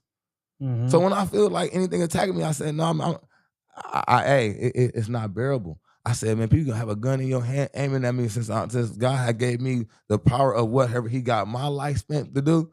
Your weapon won't work. It won't work. And if your weapon do work, it'd be in the memory of how God walked my life around purposely for you to do that, for everybody to know of my life. Like, I said, man, my death will be televised because God had already put an awakening on my life for my story to make sense to how he saved me the whole time. So at the end of the day, I tell people all the time, I said, bro, God saved me on purpose. He know I'm gonna tell the truth about what he did for me. He like, he gonna talk about. I mean, like, just listening to your story so far, you can kind of go back and see that God's been protecting you because you've been through some shit. You know what I'm saying? God was protecting you when that fight, that he could have died and you would be in jail for the rest of your life. I could have died if he shot me. Yeah, if he shot you, the fighting, the little gang stuff, all that little stuff, people bullying you, all that, or you know what I'm saying? All that, you can tell God was protecting you for something. Okay, tell me a little bit about, I want to know a little bit about how Black and Finesse actually got like, how did you guys meet and like became like, because you was a rapper, was she she a singer? Yes. Tell me a little bit I want to know a little bit about how you guys, Finesse and Black became Finesse and Black Music. Yeah. And you guys got 7 kids. Yeah. So tell me a little bit about that story. For real, I knew her without even knowing I knew her for so long. We used to sing in a gospel group when we was younger called Joshua's Generation. What? You need to take a look. I want to know how Finesse and Black became Finesse and Black Music, like the whole thing, like where you guys met, you know what I mean? Like all that stuff. All right. Yeah, you gotta be cheesing, you know what I'm saying? That's how I say I love my wife, man. No, and it's and not only that, bro, but it's a beautiful thing to see you guys together doing music, doing your social media. Because me and my wife do the same thing. So that's another good thing that I love about watching your page Thank you, when you bro. guys do things, and you should be cheesing because for real, because it's a powerful thing. You don't see too many people sticking together and going through the shit that you guys go through. You know what I'm saying? Your music stuff, and I don't know your personal life, but from what I see online, man, it's powerful, man. So Thank you, cheese big all you bro. want, man, because you should be proud, my brother. Thank you, big bro. For Everything, sure, yes, for sir. real. Yeah, I met. I've been like, so we went to Woodward together, like, but I didn't know of her at that time. That's back when I was like, she'll tell you, I was a little skinny dude with the big head. Like, they used to call me a little Ethiopian. We was like, cause we was a little skinny. I was a little skinny dude at that time. Put the mic just a little I'm sorry, closer. but we actually sung together in a singing group. We was Joshua's Generation by Pastor Chris McQueen, and but we were singing together, and I didn't realize it until we met up. But we met up. This is how me and Finesse had met. I was throwing shows and stuff. You know what I'm saying? This one I was like, this one King Black as a rapper. I was like as a rapper. And this one, Hang on 1 second. You guys were at a church. You guys used to sing at a church or school? No, we were in Like a church a thing? kids choir group. Oh, We was okay. a kids gospel choir. Like we was a Oh. kids gospel choir. So Wow, that's yeah, awesome. when it was kids, and I just forgot So it's about it. almost like it's like meant to be Hey, from man, God. You know? I swear, man. It's like all our life we've been casted around each other, not even knowing until we got together shows how much we've been into each other's footsteps. I mean, So at this point, you were King Black though. yeah, You were a rapper, right? yeah, Okay. yeah. I was strictly rap. I never knew nothing about R&B. Like I always been an R&B writer, but I never put R&B out there ever before. So I was like straight up rapper. Everybody knew about me. I was like hardcore, like the phone booth. That's how I was always. I've always been like a hostile type rapper, and so I had made a stat like, you know what I'm saying, whoever got the best song, you know what I'm saying, put 100 on it. I got 1,000 for you. You know what I'm saying? I do this like a little music competition, and somebody tagged her like she the best singer in here. She, you know what I'm saying, I'll do everybody. And I didn't even go look at her page, and I said, all right, for sure, you know what I'm saying? Yeah, like, you know what I'm saying, send me something, let me know. Then she ended up having a show like, you should come to our show, and, you know what I'm saying, and catch it live. I'm like, since I'm super supportive, so when people ask me to come do something, I like doing that. Like, yeah, come pull up, you know what I'm saying? Because if you look at me like I'm somebody, I want to be that somebody to you too. I don't want to make you feel like you like meat riding me. Like, no, I'm like, no, don't. You feel just as important as you making me feel. You important too. That's why I'm coming to deal with you, because you important. Don't make you don't feel less than me. Like, I hate that people try to do that about, like, don't do that to me. I hate that shit don't too, do that. bro. I hate that, man. When Like, people do that to me, dude, like, man, we regular, I'm nobody, bro. I'm a regular dude. Yeah, I'm probably struggling more than you, bro. Don't do that, man. Pray for me if you want anything to keep going. Like, just keep praying. I'll be praying, my dog. Hey, don't do that to me, though. I ain't nobody. You know what I'm saying? But see, they had a show at Dirty's, and saying her and her sisters was a singing group called Pretty Money Gang, and they were super fire. Like they, to me, they ain't just to me. This is strictly the truth. Like, they the best singing group in the city, hands down. Like, it's nothing that. Even that day, you thought that not because she's your wife. That day, that's why she became my wife. Yeah. They was the best. Look, it was the first time I've been all around the country doing music. Like, and my energy is just unmatched on stage. You know what I'm saying? Then my character unmatched off of it. So I always seemed to be the person that everybody remembered from a show. Like, all out of time, I end up getting new shows back. I end up getting into the clubs, knowing the owners, and where I could just like set up shows whenever I want to, wherever I want to, because they're like my personality. And I was like, kind of like, I ain't like arrogant, but I know about me. Like, I know what I bring. And I ain't seen nobody like me, so I'm not gonna like break from this field. But I'm glad I did, because I was overconfident for time where I didn't recognize other stuff around me. And then I didn't work no harder than where I was at, because I was where I was at. I'm where I'm at. Yeah. I'm sweet. You know what I'm saying? You know, when you feel like you get comfortable. Yeah, you get content. Yeah, and that's how you learn. You learn. But we got to keep working. Yeah, you learn. Keep when you learning get every day. You know what I'm saying? Because I came to the show, and she was everything she said. $100 would have got her. Was she the main singer? No. There's a bunch of girls. No, it was 3 girls. All her sisters, like, and they all got a part. Yeah, but she was like pretty much the harmonic hooks. Her other sister was pretty much ad-lib, but she had an older sister pretty much like the main singer. They all could sing. They all dope. Everybody dope. They even had another person that was with them that was a rapper, and they all was sweet. Like, when I met them first time, like, She said come to the show. At first, I wasn't gonna go. It was crazy. I got the same car I got outside. Mm-hmm. I had that same one. I had a 94 though. I had a 94 Caprice, man. I was just about to drive past Dirty's. I said, you know what?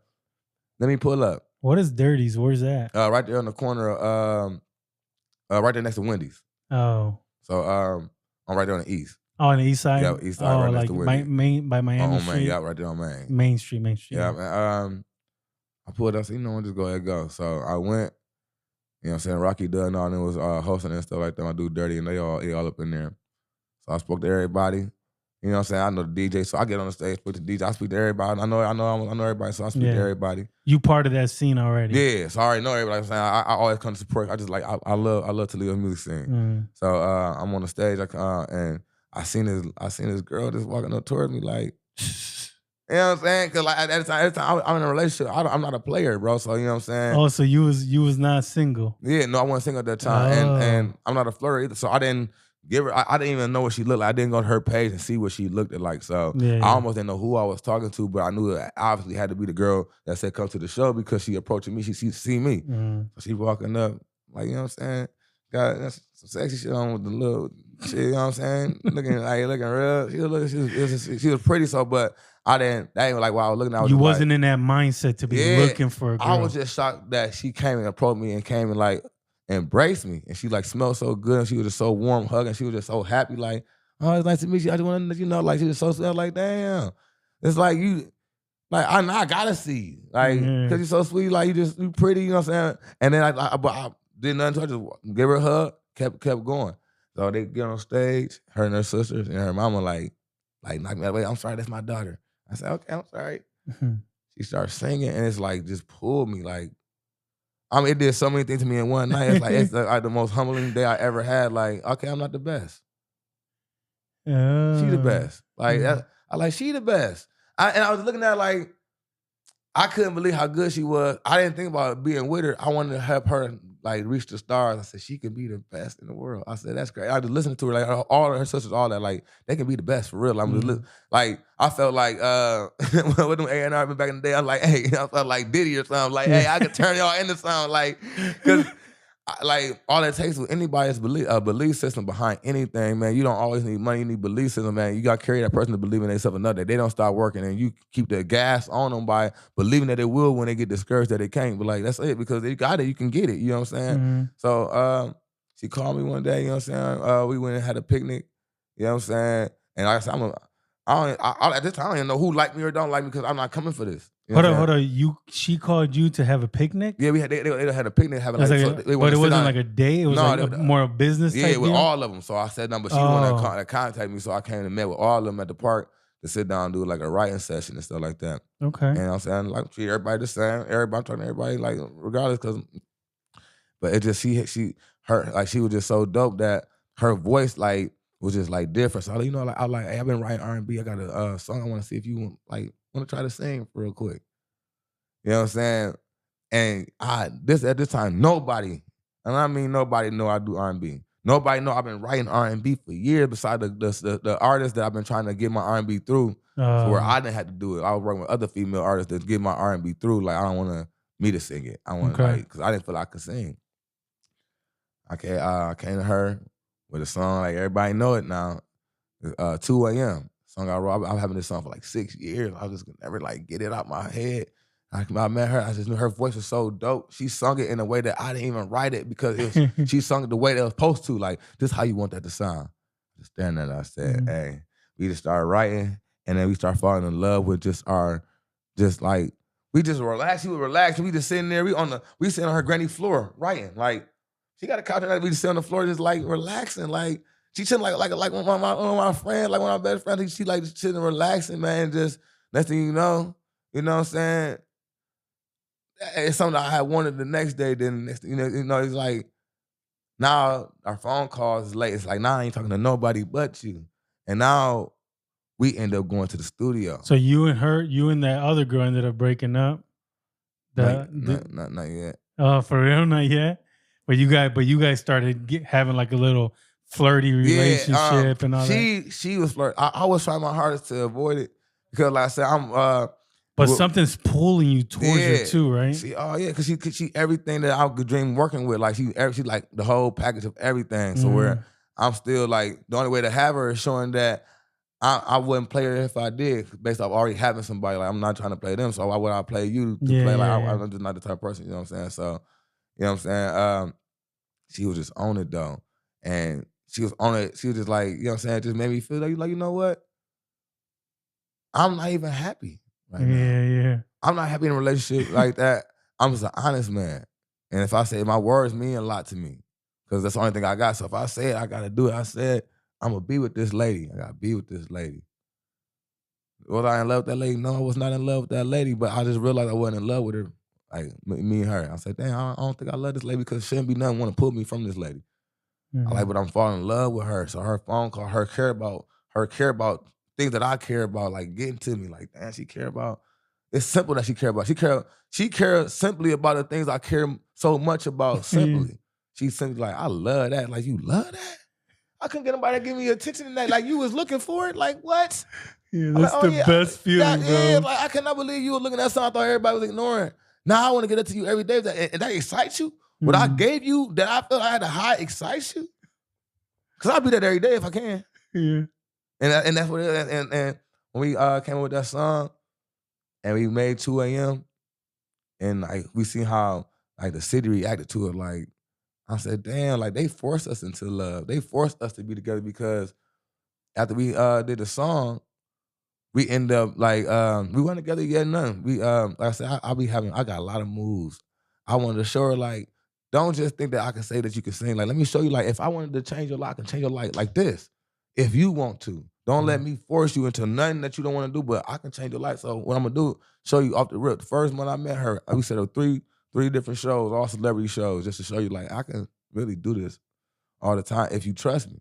So that first month, DMX, where we go, Trina, and then we had we went to Atlanta. We took a tour bus to Atlanta. Oh, for real? Yeah, and it was just you and her? No, or her and her sisters? One of her sisters, one of my best friend, her sister, baby daddy, and then my best friend was the driver of the bus. And he just believed in us. So he was like, we ain't even spend. He was like, I'm gonna take y'all. I'm gonna do this. He believed in us, like, and he helped her too because this helped us be together. We weren't together on this tour bus, but we did. We got together on this tour bus. She was my woman. And I left out because the sacrifice we both had. She was in a relationship too. Both was unhappy, and we realized that we got to a part where we said, fuck it. Fuck them. Fuck it. Yeah. Like, ain't like we gonna get in trouble. Yeah, like we too grown for that shit. If we get in trouble, I got you. You get in trouble, you got me. Like, and it's been like that since that day. Like, you know what, fuck it. And we went down there and we performed. I haven't seen her perform before. But were you part of that performance? Oh yeah, like, at that point already. Yeah. So you guys ended up like getting doing. We did one song, and then I set up the show for us to perform them. Like a group. Yeah, and at that time, she, like I said, she probably wasn't the greatest singer ever, but she just wasn't a performer yet. So when we went to Atlanta, she singing like 2-8. She's singing her ass up, but she's singing still. So she don't understand. Like, it's a sitting down crowd, and I'm energetic. I told her, I said, look, baby, I said, you're not doing nothing wrong. You can sing. I said, but the music is all about entertainment. I said, your music gotta sound like you're performing, and you gotta perform when they hear the music. It gotta be the same exact thing. And that's where she became a performer, and that made our music better because when we realized how to be on the stage, how to not have fear of how we look, when she was like worried about my gap, and I was like, man, you beautiful. Like, if you care about how everybody else feel about you, then what do having me wake up and tell you anything mean? Yeah. If I can say the most important thing to you in the world shouldn't matter, you should go out there and show off to the world. Like, no matter, show the world.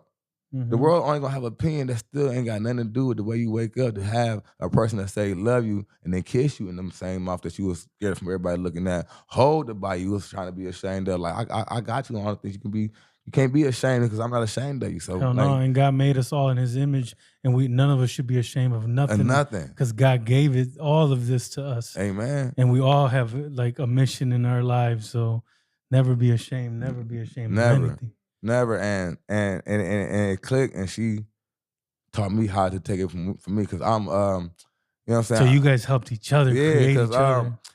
I'm a emotionally scarred person. So, you know what I'm saying? You know, I'm can't say that nobody ain't. Of course, we all live are. in Toledo, Ohio, but like the more stories you hear about my life, you be like, damn, Black, like, okay, I could see, like, you a strong nigga, but if I listen to you, you probably cry a lot. Like, hell yeah. Like, I tell people all the time, I said, man, I don't know how people make it seem like crying is soft or something, not, man. I said, what age do you got to reach where stop hurting? Mm-hmm. What's the age group?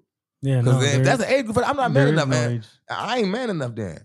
Yeah, if sometimes I cry on here. Hey, no, look, bro, look. You hear me when I get my story, you see my eyes water up because I can see your eyes I'm water. an honest man. Like, I'm not gonna lie about stuff. So I go to my feelings, like, you know what? I remember what that did to me at that time. Yeah, I can see when you were talking about that kid, when you fought that kid. Yeah, shit hurt me. I can see your eyes tearing up. That hurt because that was my friend. Like, to anybody, bro, like, I know that I give my best self, so I get mad about any situation that could turn negative because I could be trying to figure out where. But that means you're real, bro. Yeah, I try to be. I mean, when you talking about your real story and you can see the tears tearing up in your eyes, that tells me that you're not bullshitting me. That means that you really do care about, you know what I mean, about what you did. You regret what you did. Like, you know what I mean? And I could see it, especially the moment he said to the judge, he said something like, that's my friend. Yeah, that's my friend. I could see your eyes like really like I was looking right at you, bro. Yeah, because it's the truth. Because I said I ain't saying because I don't have a lot of problems. I say emotional problem because that's the only thing that breaks us. Like depression. Depression is really a simple thing. People be it's just to me it's a lot of things that make depression seem like it's 1,000 things. Like, no, depression is one broad thing. It means deprived from something. So you gotta first ask yourself, what have you been asking for that you didn't get, so you can beat your depression? Because you don't know what you've been asking for that you didn't get, you'll be depressed your whole life. What I realized I was depressed from words and actions becoming the same thing. Like, people will say love and it didn't look like that. So I was always like letting people tell me something and accepting it in actions that I didn't see. So you say, I love you, bro. And I believe your ass. You ain't did shit. Yeah. And then you hurt me. And I almost feel like you wrong for hurting me. And I didn't even give you a chance to love me for real. I just accepted what the fuck you said. We didn't do no love actions, no work.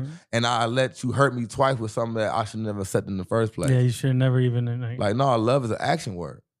So people like, no, I'm not close to a lot of people that I used to be close to because the actions don't match the words. Like, my love is a genuine thing. My love's so real that people that can just meet me feel it. Like, no, I felt that. I felt this love. And I don't know him. I don't know him. I felt this love instantly. And it was like, wow. To see anybody that see me mistreated get mad after meeting me. Like, you know what? I see why they was doing it too. And now I'm mad with you because I like your reaction back couldn't look very fucked up. But based on where and how much on you, like, dog, it don't even seem, you actually light. I see a lot of people crash out and lose their mind off of what you go through, bro. Like, picking one. Kids, marriage, lifestyle, everything. Like, you can just pick one and get out of here. I said, bro, I prayed the time. I had suicidal thoughts. I'm a human. Man, life is hard. When you are dependent of things you can't get done, and you don't even find a dependency in you for you. Like, I find myself being more dependent for others than by myself, so I get hurt by not wanting to be here because I don't have the value. Like, yeah, I might value other people, but my value gone. Like, what's left for the castle? What do I rebuild with off of what I gave up that I didn't use? I don't even know what I gave up yet. I'm about to redo. I'm about to re-get what I gave up, not even knowing what I'm getting or giving out. I'm just like, I told myself, I said, man, one thing I still gotta learn, I gotta learn how to be selfish. And it's one of the hardest things to do. Yeah, I seen you post that one day on Facebook. And I was lying. Yeah, because I can't be selfish. It's so hard. It's so hard to pick me over stuff. Look, I got my when I get cards, anything, bro. My wife would tell you I'm the last one. I'm the last one to do. I'm not about to buy. I'm an investor. I'm not about to spend no money. Yeah. I don't know where tomorrow's headed. Like people be like, man, all you gotta do is this. All you do is 9 to 5. Like, man, you know, I'm 9 to 5. I didn't work 2 of them and still became homeless. Yeah. I said because we got 7 kids. We have multiple mouths to feed. I said, then what's crazier that 4 of them ain't mine, and everybody think that because I take care of them babies. I said, but we don't get help from them babies' side. That would have really helped the babies. Mhm. So like I said, it's just like the cat in the bag. It's like, what do you do when you got a man against the wall with everything? Do you blame him from trying to get out the wall? Yeah. It's like, man, oh, he doing this, he doing that. Like, man, he in the corner. What you talking about? Like, man, in the corner. Yeah. Like, he needs to do whatever he has to do. Man, he in the corner, like, and everything going to the corner. Of course, he touching everything barely. He in the corner trying to push it off the corner, at least so he can get out the corner. Like I said, like, look at a boxer. The man seem to connect more when you get in the corner. For some odd reason, no matter left or right, it got you into the triangle where no matter where you move, it's a left hook, a right hook, and a straight in front of you. So it is different to get a man in the corner. So you almost have to fight yourself out the corner or get your ass beat in it. So it's like, what do? You gotta fight. You gotta fight. But how do that gonna make you look? It create the judgment. That's why I don't judge nobody, because I don't know what fight you in. I might look at you at your last fight and you might be tired. I might bring your last blow. Like I said, people like, man, you don't know what people be on. Like, like I'm saying, like, oh, dude, crazy. I like, man, he can get crazy. If you could talk about somebody being crazy, they can still living, but don't play with them. They can get crazy because it's the thing crazier is the next level of death or murder. I said, somebody, like, you don't know somebody hurting. Like, somebody go through something so crazy, you don't know what they thinking about. Like, that's why I don't like getting mad. I'm not saying I'm the best person because I know when I get mad, I get murderous thoughts. I'm not saying, like, I'm a killer. I'm like, nah, I just been I was living a lifestyle where it desensitized to me. Yeah, and where the devil seeps into our thoughts and right. gives us murderous thoughts. Give murderous thoughts where it's desensitized, where it don't seem bad to do. It seems like something you just didn't do yet. Yeah, it's like, no, I ain't. Well, it ain't fact that I wouldn't kill you. It's fact I just or didn't. Try to rationalize, like, and when I do that, bro, I hurt myself with my own hurt because I got to tell myself to stop doing that. I got to tell myself in the middle of being angry, like, man, bro, look how you thinking. Then I get mad at the people's reaction to my reaction because I know my reaction caused a second reaction. Like, they might be like, this sound like something in my shoe.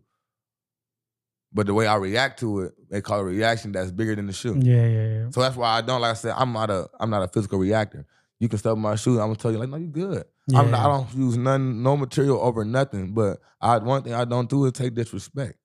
Yeah. Like, no, don't disrespect me because there was no lane for that. Choosing to disrespect me mean that you were trying to elephant the room, try to see what size you was in this room. Like I told you, then I'm gonna close the walls in. Because at the end of the day, you only trying what you scared of. You know what I'm saying? When you grown, you don't pick on little people. Yeah, of course. You only if you got an advantage of getting some outcome from them based on what they willing to give up based on their fear. But if they don't have no fear of you, you almost got to work with people. See, working with people means a lack of fear. I mean that I don't have to fear where you going or fear where you taking me. Yeah, no, and that's how I am. But people can't work together because that fear alone. That fear alone is why people don't work together. In Toledo, Ohio, is the fear. I message all kinds of people to be on this podcast. Some people will even tell me, what, you want me to make you famous? What am I going to get out of that? Like, damn, bro. I'm just trying to conversate with people. like I'm just trying to conversate with people. Like, and then I'm like, damn, that's not what I meant, bro. My heart was open to have a conversation with you. If you don't want to do it, don't do it. Because, see, people want popularity, but like I said, man, attention is the devil's sport. Like people when people don't understand how powerful their words is. But I was trying to tell people all the time, like, man, God said, let there be light. Before anything was done, he said he used his. If that's not the most powerful thing on earth, then what is? It's your voice, the most powerful thing on earth. That's why every animal make a noise. Everything make a noise. That's why I said God said make a joyful one, because you got the power to do it. You got power to make noise. Yeah. God gave the best power to the devil too. He was in the heavens singing his ass off.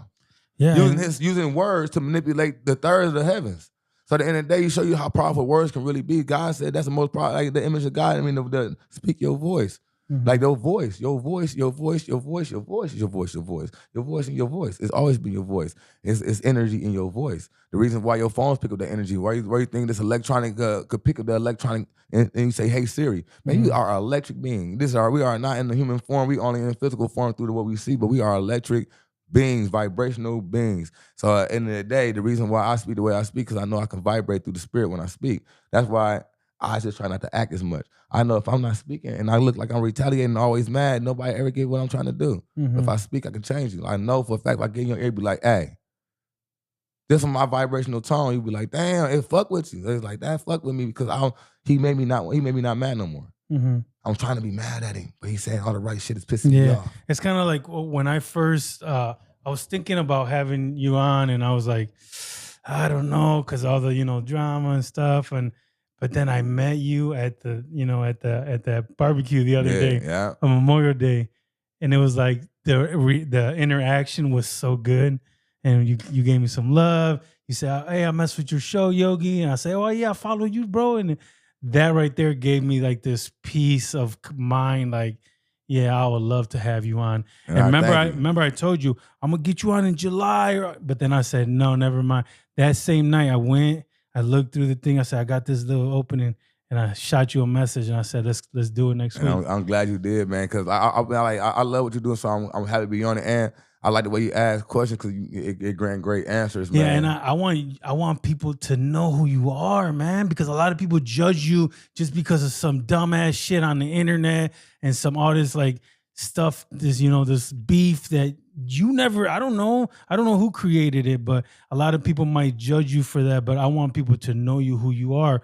Where did you grow up? How did you meet your wife? How that kind of stuff, so people can actually meet Black, right. Meet King Black for real and see who he is, and meet Chris Dale and see who he really is, because a lot of people judge you just from like some little dumb shit.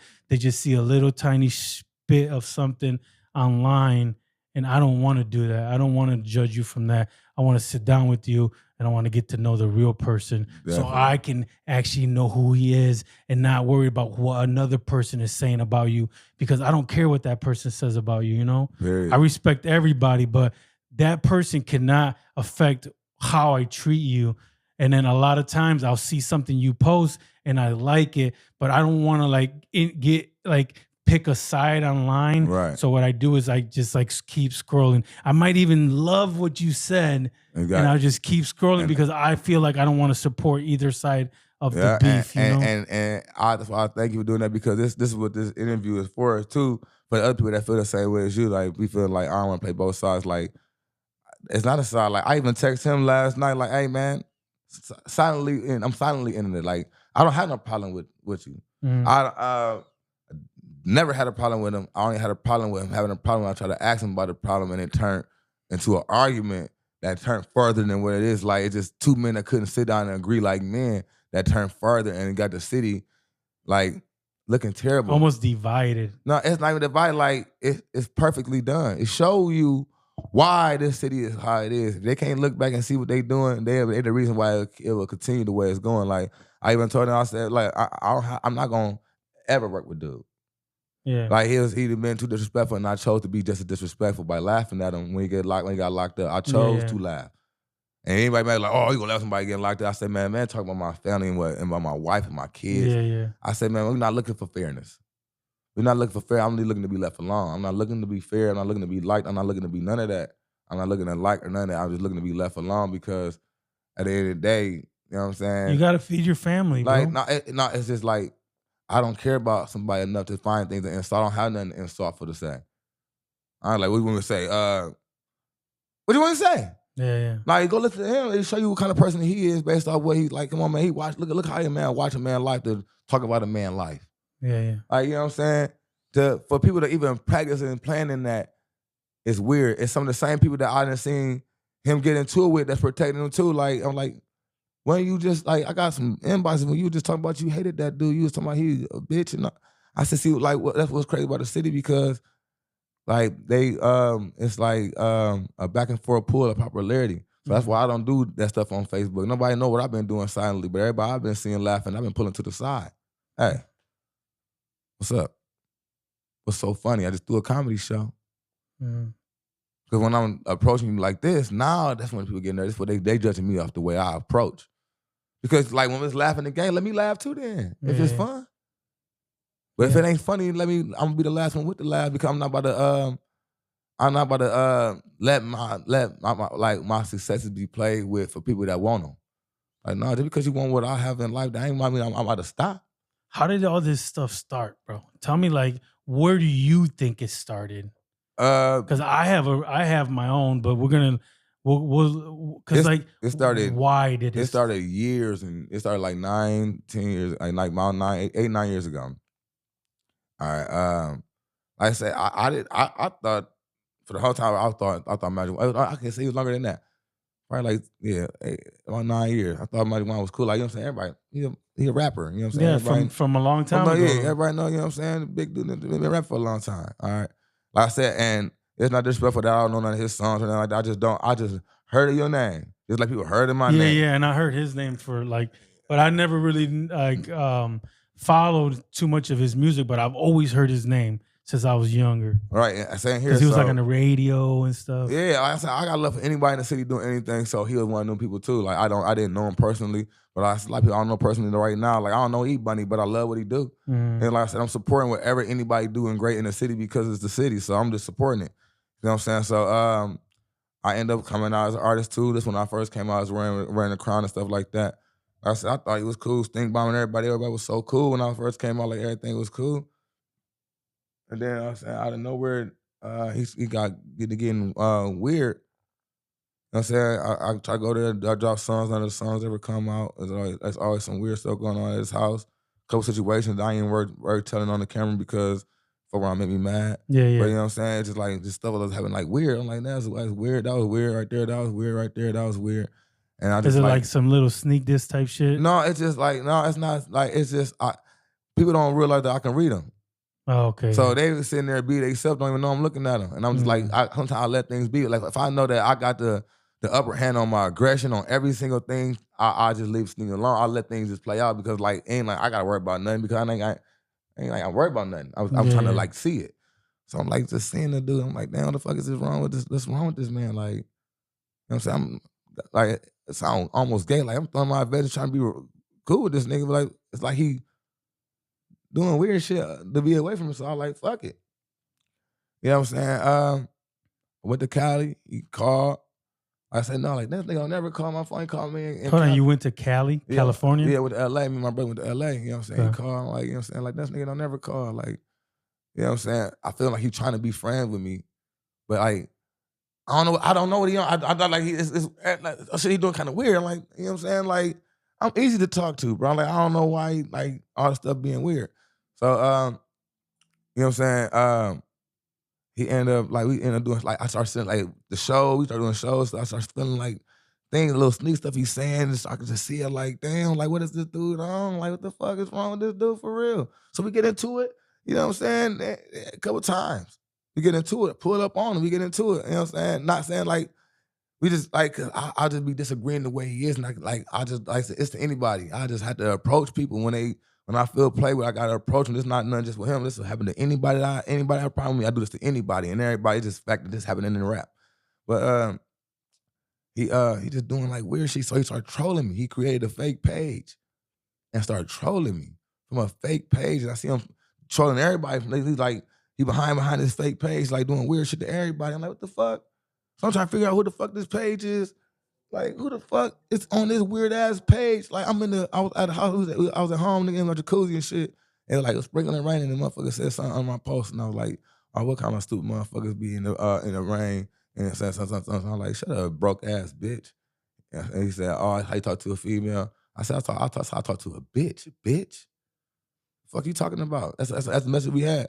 So now he talking crazy under my live. Then Mud May get in there. You know what I'm saying? I didn't know who Mud May was at the time. Still disclosed because there ain't no disrespect from them. But I didn't know who Mud May was. So they comment too, and I'm getting mad because I don't like masks. I don't like nobody hiding behind nothing to, you know what I'm saying?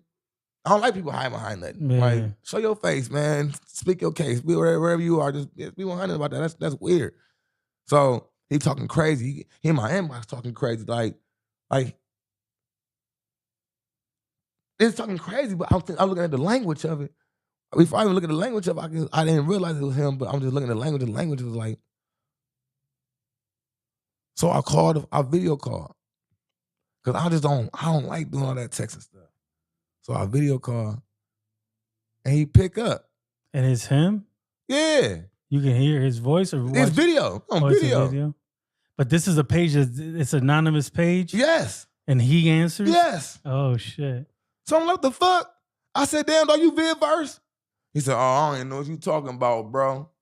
I said, hold on. I'm looking at my phone like, nigga, yes, you are. I'm calling the vid-verse. Motherfucker, this you. I know who I'm calling this. You vid-verse. He said, oh, man, I'm in this session right now, bro. I ain't know what you on, bro. I got to get into this session and hung up. Then deleted the page and then made a stat like, he said, somebody hacked my page, silly butts. I said, this, hey, come on, bro. You really that weird to do that? So it's like, it was just so weird. I was like, man, just like fuck with me, bro. And so I was on his ass about it. So, you know what I'm saying? So when I told, like Mud Maid had called me, like, what's going on? I told them. So Mud Maid, I was talking to them. They recorded my voice clips and they posted my voice clips. Hey, that nigga King Black said that vid-verse page is magic wine. So that's what started all the shit because now I guess I exposed them. So I guess this is what creating all the animosity. See everybody under there. They comment talking about, oh, that hell no, they ain't never won, blah, blah, blah, blah, blah, blah, blah, blah, blah, blah, blah. But see, people that know me know that I ain't gonna lie about shit. So I gotta understand, like, I said it. It was me. I said it. And it was him. It was the last comment on there. Nobody else commented after that because, like, hey, it gotta be real now. So now he on Facebook making stats like these peasants and blah, blah, blah, this boo, boo, boo, and boo, dot, dot, dot, dee, dee, dee. I said, just say what you gonna say. I don't understand. Like, say my name. Because I'm fucked up too. Like I said, I'm wrong because I wake the beast because shit. I think that's what you're trying to do. I can do it too though. I'm gonna do it better because I'm actually about what I'm about to do. I'm not like, I ain't no fearing man by far. And I'm really like, I don't really like to play with people like that. You know what I'm saying? I'm not for the trolling, for the entertainment and attention shit. I don't care about that stuff. So, you know what I'm saying? I pressed the situation, came to the club, you know what I'm saying? Came to Eastside Cantina. I pressed the situation. Everybody in the city knew that we were about to fight, so everybody was in the building. Everybody, you know what I'm saying? The DJ, everybody in there was like, what's going on? Everybody trying to stop it. They don't even know what's going on because they just protecting Juan because he been here so long. They don't even care about my side. They already looking at me like, man, Black, just relax. Like, man, get out my favor. I'm the most relaxed. What you talking about? You do hear me talking crazy about anybody? We talking about relax. This man is insulting me. You talking about relax. What did I do? What? Tell me how to relax. I ain't even did shit. Yeah. Relax what? Relax on what I'm thinking about? Relax on me being treated like that? Relax on me defending it? Nah, you relax telling me that. I gotta get my face. I gotta come spot. Because if y'all want me to relax, I ain't going there stealing on him. I walked up there like a man, and I just forced him to have to speak to me. I'm at to say he cut the music off and say, okay, act like King Black, and he spoke like a man, like we spoke. Shit, and shit got fixed. It just, you know what I'm saying?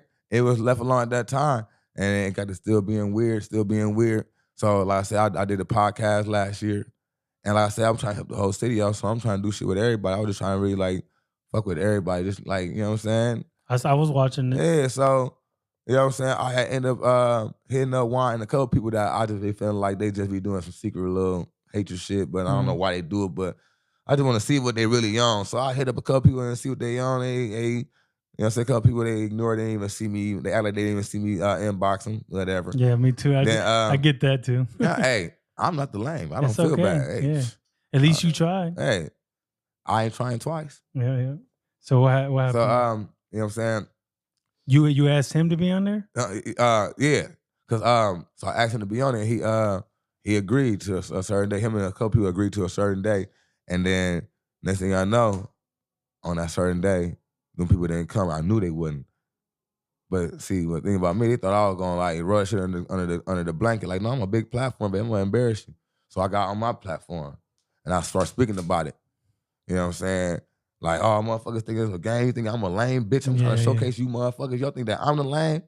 Like, come on, bro. Like, I'm like, y'all don't even understand what I'm trying to do. Like, this is the reason why the city fell because nobody know how to come together. Because y'all worry about who made it come together. Because y'all want to be the one that did it. Like, come on, bro. Like, chill out. Like, you know what I'm saying? And I was going off, and so he replied back to me, like, oh man, that's my bad, bro. We gonna chop it up. We gonna let's reschedule that. So I chopped it up when I went to his house. We went and talked. up in before I came back and running to my podcast. He came here and talked, and he told me something that like fucked me up. Like, you know what I'm saying? That's why I can't get rid of where we at right now based off where it was before. So we up in the attic, we talking. I'm like, you know what I'm saying? I'm like trying to figure out what's good. Like, cause I don't bring bad energy to nobody, bro. I swear I don't, so I don't be knowing where it be coming from. I don't like, he's like, Black, I just want to talk to you, bro. And, you know what I'm saying? I just want to tell you, man, I just want to appreciate you for just being a man. Cause I told him, I said, I was like, I'm being a man. Like, nigga, I've been talking about you like a motherfucker, bro. I didn't tell people I beat your ass. I didn't say fuck you because I've been hearing about that from you. So I'm telling you, that's how I've been feeling about you. Hell yeah, I've been talking about behind your back, and no, I haven't talked to you. See, I've been talking about you. Hell yeah. He said, damn, bro, you a real nigga for saying some shit like that. Like, yeah, bro, I'm honest. Like, I've been talking about you, bro. Yeah. You told him that? Yeah. I said, I've been talking about you.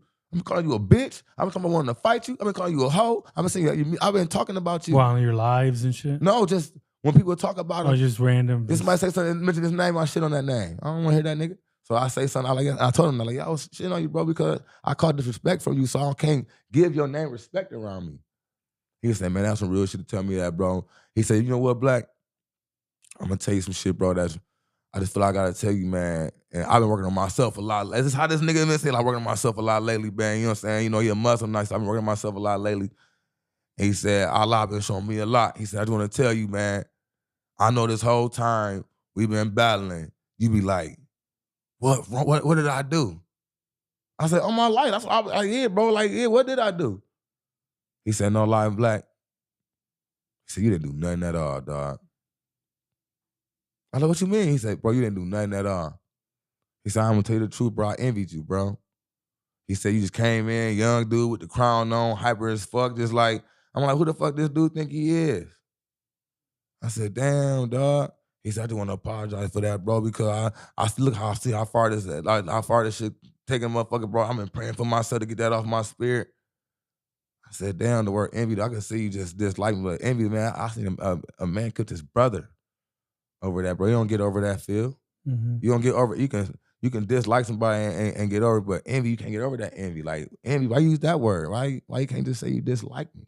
Mm-hmm. Or you was hating on me. But why you envy me? What I do to you? Like, you don't even know, I don't even know you. Like, why you envy me? Like, you want me dead? I don't even know me. Mm-hmm. So that means you got a want me dead type of feel. Yeah. And I could tell based on how mad you got when we argued because you spoke it like, damn, you want me dead out in your way, huh? Like, damn, like, why you want me dead? Over what? Like, so you say you envy me. I said, I forgave him. Like, damn, like, bro, I forgive you. I brought him on my podcast, put him on my radio show. Oh, you did? Yeah, I put him on radio show, and I put him on my comedy show. Paid him and everything. I paid everybody on the comedy show. You know what I'm saying? I was trying to, I got a lot of things going on in my life right now where I got things where I'm trying to connect to things that's going on in my life. Mm-hmm. So I went to Denver to try to do something quick. I remember that. I was watching that. Yeah, do something quick to try to change my family life, you know what I'm saying, real quick, because I got some plugs on some things just to make sure my life changed. And I just had to make sure my kids and everybody was like comfortable doing that. That's the only reason why he came back. They just weren't all the way comfortable being that far away. Mm-hmm. But I guess he got mad because I had said he had said something under my stat like don't come back or something like that. You had wrote I'm coming back to Toledo or something like that, and I remember seeing that he wrote on there, don't come back. Yeah, see, it might look innocent by him saying that, but I'll show you the inbox. I'll show you the inbox of the ignored calls, all the ignored responses, all the sneak diss and stats before I had said fuck what he talking about. Mm-hmm. Like, no, I started feeling the energy from him again, from the envy that he gave me the first time that he don't realize that I still feel. I felt it again, like, no, you doing that same shit again. Yeah. I'm out of town, nigga. I'm out of town and you creating hatred and I'm out of town. Mm-hmm. You've been having hatred toward me, bro. You've been doing this. Yeah, you said it was envy, like, you said it wasn't me, so you gonna create me again because I'm defending myself, so now it's me. So I said something to that. I said, you know what I'm saying? He said, man, you just don't ever talk to me again, bro. He said, man, nigga said something about me getting locked up. He's like, motherfuckers laughing at me getting locked up.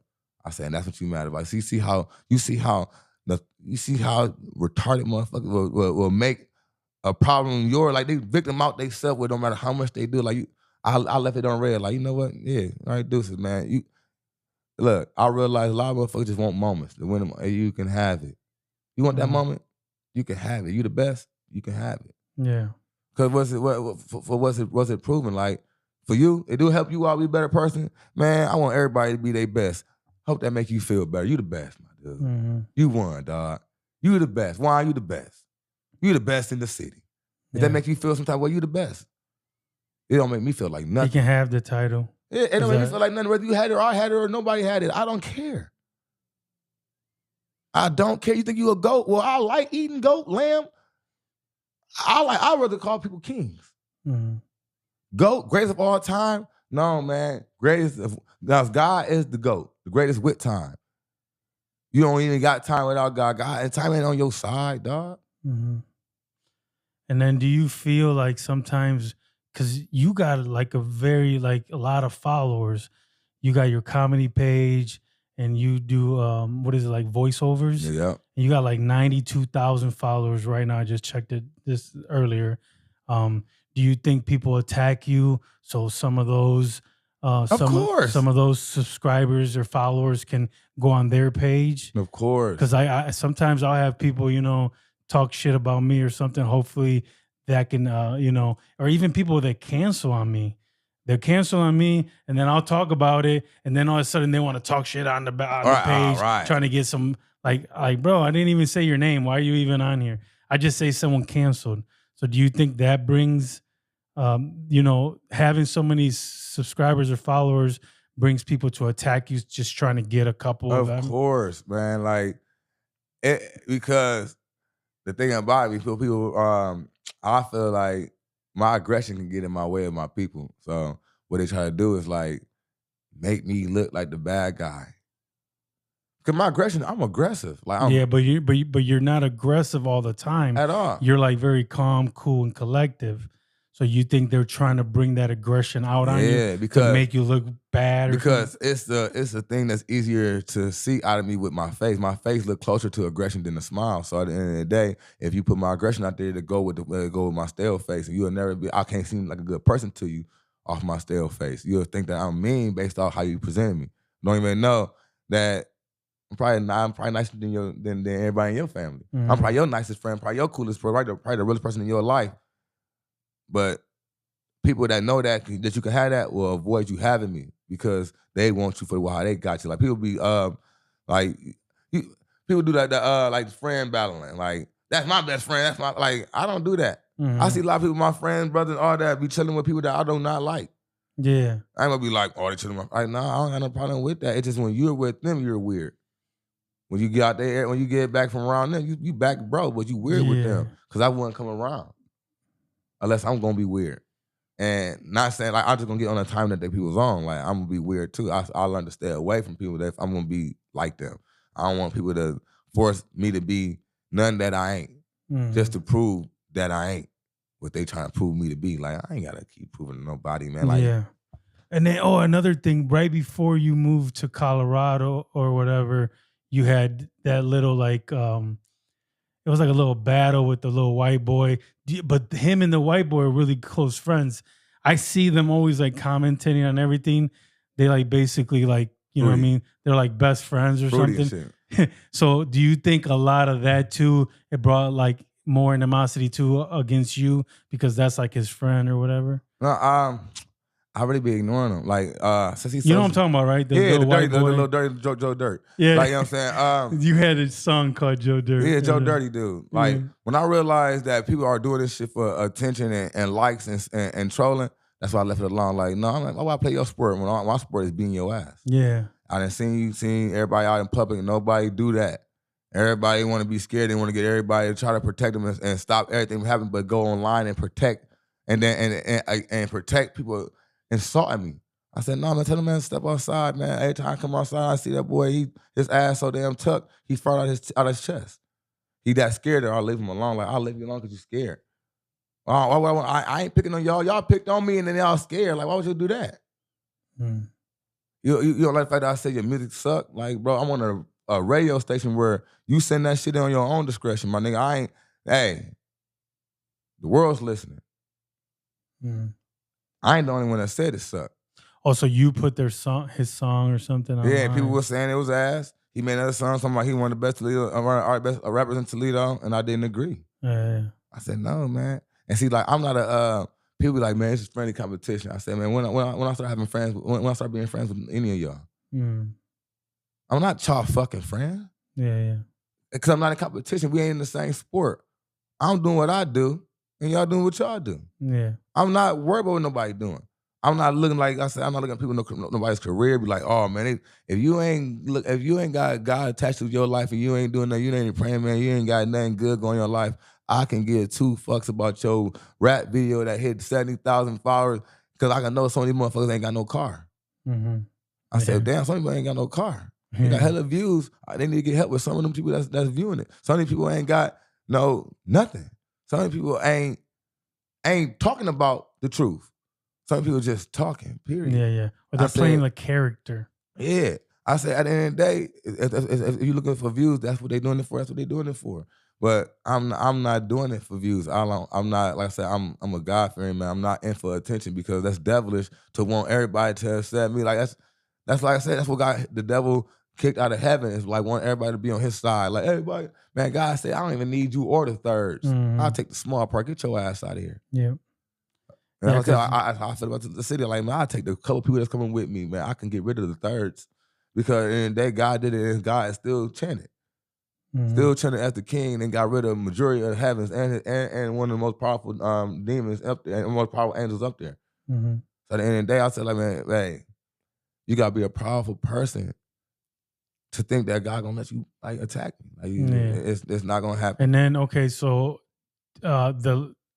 he something happened to him. He went to jail, and then you were like on Facebook. You put a couple laughs. People were like mad because you were laughing, but you were just saying basically what I was reading. I'm just gonna tell you what I seen.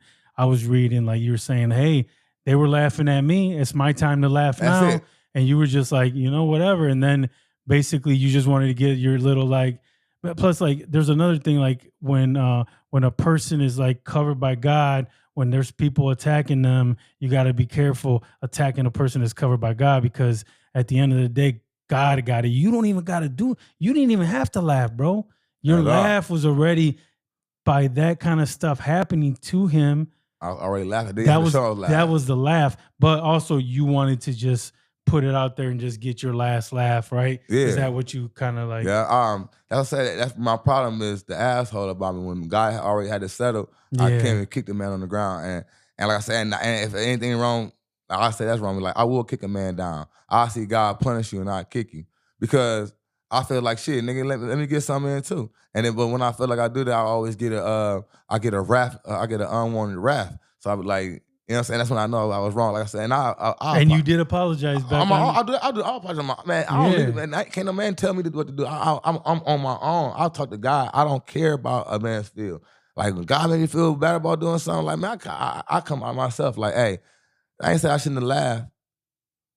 I said then I had to show you that I laughed. But at the end of the day, I looked at 138 other laughs. Where it was a lot of people laughing. Yeah. And whether it's wrong or not, it's still funny. Yeah. A lot of people felt like that all that shit he was saying was disrespectful. Especially talking about your wife, talking about your kids, talking about this, talking about your color. Like, come on, bro. Like, and not only that, bro. Like, that's bringing a bad. We don't have that scene in Toledo. We have rap battles, but we don't have that them rappers. You ever hear of like them rappers like in Florida? They killing each other over this shit. And Chicago, they're cleaning like King Von. Fucking what was the dude that got gunned down with machine guns? Julio. Yeah, these dudes are literally getting murdered, bro, for that kind of shit. That, you know what I'm saying? That devilish ass rap that's like attacking you and your family and your wife and your kids.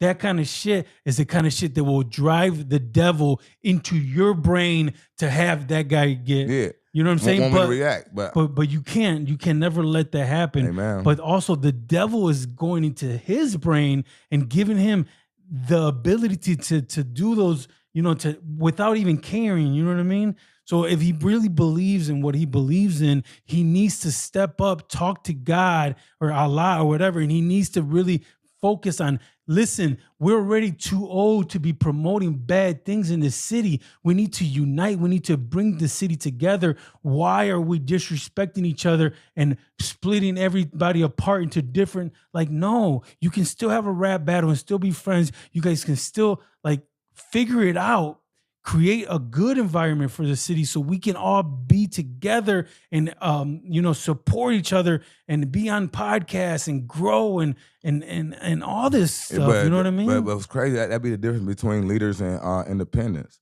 You know what I'm saying? And that's why our city failing, because we led by independents and we're not led by leaders that create independence and others to make people give people a benefit to work with somebody else by having an ability of their own. So we got people that with an ability of their own that don't teach nobody their ability, and they independent with it. They keep it to themselves to make it gatekeep so they can't move it. And people's problem with me is that I open my doors up and I do everything that everybody do purposely to have that door open always. So it's like, nah, I only open that door because you kicked me out of it. Like all the people, like all the, you know what I'm saying? Like we got them doors. People I try to ask for information, like they'll do something, they'll close the door on me. I'm like, well, I only ask you respectfully because you had it in your hand to work with you. But your independence show me that you can't be a leader enough to help the next man up, be working with you. You rather go against him, and that's why you haven't grown. I say, like, that's why there's so many small businesses, local businesses, because all those small businesses can't seem to work with the next man to make a global company. Yeah. They too scared of ideas getting stolen. Like I said, man, black people's problem ain't black people's problem. It's a white man's problem that we learned. We learned from being stolen, so they think we steal, so we think we steal. You know what I'm saying? We don't trust because we don't know how to trust because we was given up by people that look like us, treated by people that look like us, given to people that don't look like us, told us that we wasn't who we was, and now we who we don't know we are. So now we in a conflict of not knowing who the fuck you dealing with. So every black man don't trust no black man. When now no black man getting trusted by the Mexican man don't trust because we, especially when it's me and you, or we in this world as a work, we came here as workers. They call them slaves. I say workers, man. We know our ancestors knew why they came. Yeah. Whether the obedience they had to keep the work going was what it was. They still paddled in school too, and people still took their kids to school. So it's not about the whip. It's about understanding what it took from us. It took narrative from us. So right, we don't have no narrative of coming from something instead of being something. So now Mexican and black don't have an actual coming from. We have a coming out of, and we're in a wonder where it's headed. Like we don't have, like saying that's why black people fail. And I'm one of the black people that don't think like that. I think like, you know what? I'm not scared to try something. Try to work with whoever's scared to work. Like I can, like hopefully you can get over that and like let's create something. Because I know your fear of man was positioned on you unfortunately, but it's on you, and you don't know. All you gotta do is agree that it's on you, and you can change it. Yeah. Be like, you know what? I don't trust you because I was stolen. So I think all people steal. They stole me. Yeah. They stole me. So now the mentality of stealing, why I can take from a motherfucker and then take you. To take to be stripped of everything, then be stripped from where you at, and to be stripped of your culture. So why what do you think black people do on the streets, strapped up, stripping shit? Yeah. Because nobody know what you taking away from nobody because you have shit. You don't have nothing. What you do? Oh man, I miss what's his name. What did he do? He lived as a black man, died as one. Yeah. He never got a chance to grow because he got into a conflict where he met a man equal to him, and they couldn't deal with the equals, and one of them eliminated one of them. They can't take the fact that they balance each other out. They ain't never been taught that that's valuable to them. So the fact that they got to end up balancing each other out look like fear, look like competition, look like neck to neck. And then next thing you know, throat get cut. And since I don't think like that, I'm aggressive enough to look. I know how we black people, I know how to meet in the middle for the face off, and I know how to say something in front of your face. Where a punch don't get thrown, no gun gets shot, nothing. I knew I had to get to this point to talk to you, man. I got to get you aggressive enough to talk to you. I can't even talk to you like this. Like, hey, bro, hey, you want to change your life a little bit, man? Hey, all you got to do is try something like this, work a little bit. They don't want that. They want, motherfucker, you dumbass nigga. You want about to scrap? You almost want to die? Now you want to listen because you scared of your life? That's wild. Why you That's the only almost way to dying? learn. Why you want to learn when you about to die? You about to die every day, silly. Mm-hmm. Whatever you don't know is helping your death. You ain't got to be scared to learn and then feared into it. That's what we did as kids. You got feared into learning. It's like, if you don't got school, this is going to happen. We are too old to be trying to teach people what education is not going to be able to do. And what loving each other is not going to be able to do. We old. Like, you ain't learned that as a kid? The way you treat people, the way your kindness, your caringness, like that is taught as a kid, because when you get older, man, shit is going to be so valuable you can't relearn it. It's what it's called set in a way. Mindset. Like, motherfucker, stuff. Can't grow after that. Yeah. Unless you be honest to yourself and tell yourself apart. Like, you went to jail and you changed your life, right? Yes, sir. How you do that? I learned. I read books. You admitted you were wrong, right there. Hell yeah. You got to know you're wrong. I worked hard as hell in there so when I got out, I wanted to create. I knew that I was going to create a business. I knew I was going to create a platform online. Because you knew you didn't do it at first. You knew what you was doing wrong. Like, you got to tell yourself you're doing something wrong to do something right. Yep. Without ever telling yourself you're doing something wrong, you'll be doing wrong in a better look, thinking that it's right because it looked better. Yeah. Like, no, man, right is right and wrong is wrong. No matter how you flip it, it's right is right, is wrong is wrong. And when you, I done a lot wrong in my life. That's why I'm like, that's right. I got things that I can never say on camera. You know what I'm saying? Just because I know that I did it. Like, and my heart ached off not knowing what God replaced, what God will. If my trauma already came, or if I'm past due, or I'm already in my blessing stage. But I know for a fact that in my heart, I remorse for things that I did wrong. I said, did not mean to do that. Like, hate that I did that. Mm-hmm. Like, growing up, hate that I was robbing people. Like, damn, I was that hungry that I wasn't even thinking about people who was hungry feeding their kids. I took it from them. I wasn't even thinking. Like, why don't I think? So that's why I think so much now, and I get tired of people that don't think. Like, I think so much that you would wonder that you don't even know that I thought for you before I came to you. I thought about you thinking. I went to UT for psychology. Mm-hmm. All right, 4.0 student. I walked straight in. I didn't take no placement test or nothing. Honors psychology as soon as I walked in. All right. I'm in there with Judge Cook. Some of the judges are locking your ass up right now. The mayor and everything. We in class together. You go talk to him like, hey, you remember Christian Dale? Mm-hmm. Do I? That's how I became a host. Mm-hmm. I was never talking in front of people like, no, I was down there a baby professor at UT. Mm-hmm. I was talking. I had a state of mind like, man, I knew how to understand people. Did you graduate college? No. You ended up dropping out? I was still a nigga. Still a nigga, went to jail. Did you go there a couple of times or no? A couple of years or no? No, I'm gonna go back to school right now.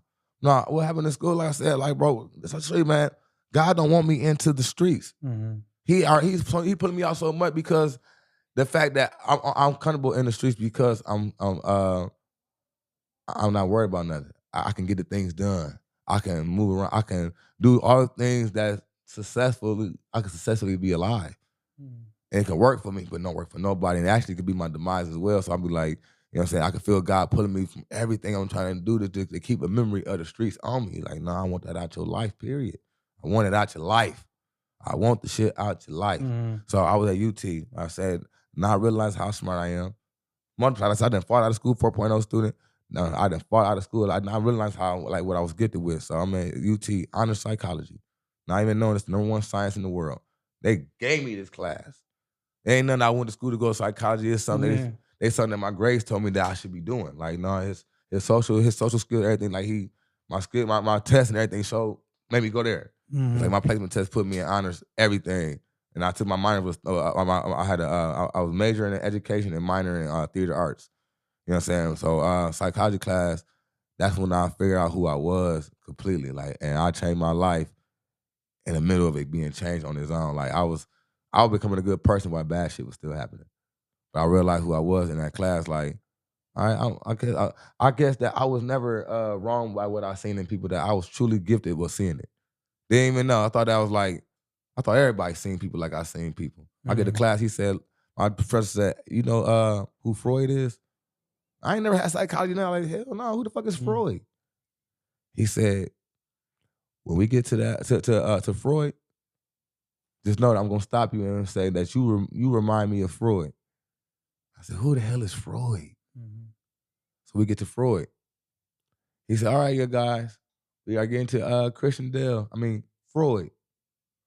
He said, anybody in the class know who Freud is? Everybody hands go up. Everybody know Freud but me. I'm like, Chinese dude said Freud's the psychology genius that built psychology from the ground up. He is the psychology. He is the king of psychology. He done created this system of thinking. I said, what? He said, yeah, Christian, this is you. He said, now listen, watch. Man, it was blowing my mind to where he had me come up and grab the mic and host a class because I naturally already knew what was on the board. I even had to read the board. I just naturally talked like that. He said, oh, man, he said, the way you walk, I'm walking around the class with the mic just like, you know what I'm saying? Yeah, yeah. And like this. And people are like this. When you get a male and a female, that's like this, like this. That's why you do things like this. That's why most of the time when I do things, I do a unisex to figure out what each other like. Like, my music is unisex. That's why, like, I'm really, I do it purposely. That's why she able to do our songs together. Like, I write every single song unisex. Because at the end of the day, I always keep a common unisex thought. I don't be me. I don't write me songs and you songs. I make common songs. So unisex to where anybody can sing about it. And then since me and my wife doing it, anybody can sing as one of us. Because they true stories that just need to be heard. And it's your story. Like everybody put the song Black Sheep. Like everybody a black sheep for real. You know what I'm saying? It don't mean of a family. It don't mean just being, it's just being opportunity without opportunities. You know what I'm saying? It make you feel like somebody holding you away from something. Like you got everything it takes to be great without the way to go to it to be great. So it's you feel opportunic, but just don't see nothing. I feel that sometimes. Oh yeah, we black sheep. Yeah. That's why everybody want to go to a big city and blow up. Because they feel like a black sheep in their city when they opportunity just not big enough for their opportunity ability. Like I can be so much more. I can't be here. Yeah. That's how we all feel. And I feel like we don't have enough leaders to say that truth. Like it's truth. Like you don't hate me. You hate being here and you put your hurt on me. Because hurt people. So what you going through, you triggering that off on other people because nobody can save you from what you thinking and what you going through but you. So when you use other people for your hurt, you be stuck with them. Because you actually need them to vent too. You don't even know that you actually enjoy being venting and sitting still because you like somebody hearing a bad story. If you learn how people to tell your bad story too, you ain't gonna have nothing but good shit to say after that because nobody heard the bad one. You gotta do that shit with yourself. Now you gotta tell yourself that. And you go in the mirror and you tell yourself in the mirror, now boom, you dealt with it. That's why I don't go in my problem with nobody, man. Nobody know my problems I had. They see problems, but I'm in the mirror with my problems. I tell myself something. You know what? I love having my podcast because, man, this is like a therapy session where we can just like let it out. Let it out, talk about it, and then we post it on YouTube, whatever. Whoever watches is whatever. I'm with you, like the views and stuff. Yes, I wish I had a lot of views, but I don't stress it because I know every week I'm gonna keep getting more. Every week I'm gonna keep getting more. So yeah, to me, sometimes I vent a lot on here, but sometimes I feel like the guest needs to vent a lot. So I try to stay quiet and I just try to listen because I think just something like this is a lot of meaning into it, a lot of therapy into it, and I know that some people don't know who the real King Black is. Right. You know what I mean? I want people to know who you are and like eventually get to know the person and not just the bullshit online. Let's take a second break real quick. I gotta restart the camera. Yeah. One day I was like driving through one of them nice ass neighborhoods and they was selling like a garage sale. And I seen that couch and I was like, I need that too. I love garage sales. I love garage sales. Bro, I like going out to like Sylvania and Rossford and all that. Yeah, they want people that buy the nice shit. They be having the nice I just bought a grill with a smoker and everything on it, man, from a garage sale for guess how much? I'm talking about the big boy. How much? $40. Damn, that's good. Dog, I rushed to put it in the trunk. It was that the legs were sticking out like this. Fuck it. I'm getting in. I'm getting this. I got this for like $20 on Facebook Marketplace. I love the Marketplace. Yeah, I buy everything. Like that was a garage sale. Them things that says Faith, Love, Hope. Right after I changed the name, bro, I go to a garage sale and there's a bag, little Kroger bag, and inside is it's all broken. She's like, "You can have that. That's free." I open it. It said Love, Faith, Hope. So I bought a new little, the wood for it. That's dope. And I put it up there. That show you what God wants you at. Like I use every sign to let me know that how good God is. Like it's just a sign to show you that God say keep going. Like even to this show, like God wanted me to come here. Yeah, for real. Like because dude, I've been wanting to ask you for so long. I've been wanting to come. I'm always thinking like, why doesn't he message me? No. See, look, it was. Do you crazy. ever think that? Why hasn't Yogi messaged me? No, it's not even that. Like I just been watching like we just like we are enjoying what each other doing. So that's really more than anything to where like I always want to get on the show. Like when I first seen it, who the first person I seen on there? I get nervous about you telling me no. And then I feel like a sucker ass That'd be fucked up. And that's why if people do that. Like, people tell me no, bro. That's why I get nervous to ask. I've always wanted you on the show, but then that beef started, and I was like, I don't know now.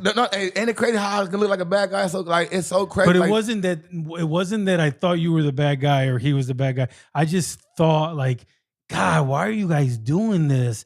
Like, this is not what we need in this city at all, bro. It looks terrible. Like I saw the text I tell like I didn't like say. I just didn't want to pick a side. I didn't want to be like, oh, I'm on King Black side, or I'm on Juan's side. I didn't want to pick a side. I just wanted. I follow both of you guys, and right. I tell everybody like, man, it's not a side to pick because it's no real problem. It's some man-to-man things that people just stay out of. And yeah, it's better. And then like I told you, I said, bro, I'm just not gonna say nothing. I don't have no problem with you. I'm not about to create a problem. All I did was stand up on the problem that you had and try to figure out your problem. And like now I find out that your problem is something that you felt off of Facebook. Like, man, that's not even all right, leave it alone. Yeah, that's just. I'm 36 years old, bro. We back. We from the pager days, bro. I don't know when Facebook came. I hate Facebook because of that. Like, come on, when y'all start using Facebook for relationships, friendships, family, and all that? Y'all getting rid of family because they didn't like the stat? Y'all losing people that y'all been having, that y'all talk to every day or needed on the side of y'all. Now y'all using this blue app to get rid of them? Yeah. Yeah, man, I don't know. Okay, so forget all that stuff. We're done with that. Oh, yeah. We're done with all that. I don't even know why I brought it back up, but it's just because I felt some type of way.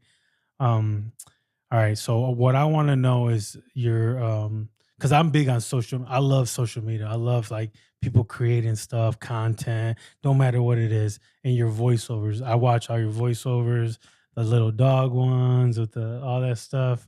Tell me a little bit how that started and how you started getting like a bunch of followers on Facebook and stuff. That was crazy. Man, it's crazy that they can work because I've been doing the music and stuff and podcasts on my page, and you know what I'm saying, everybody, I can't say I had a lot of I had about 5,000 followers and stuff. Yeah.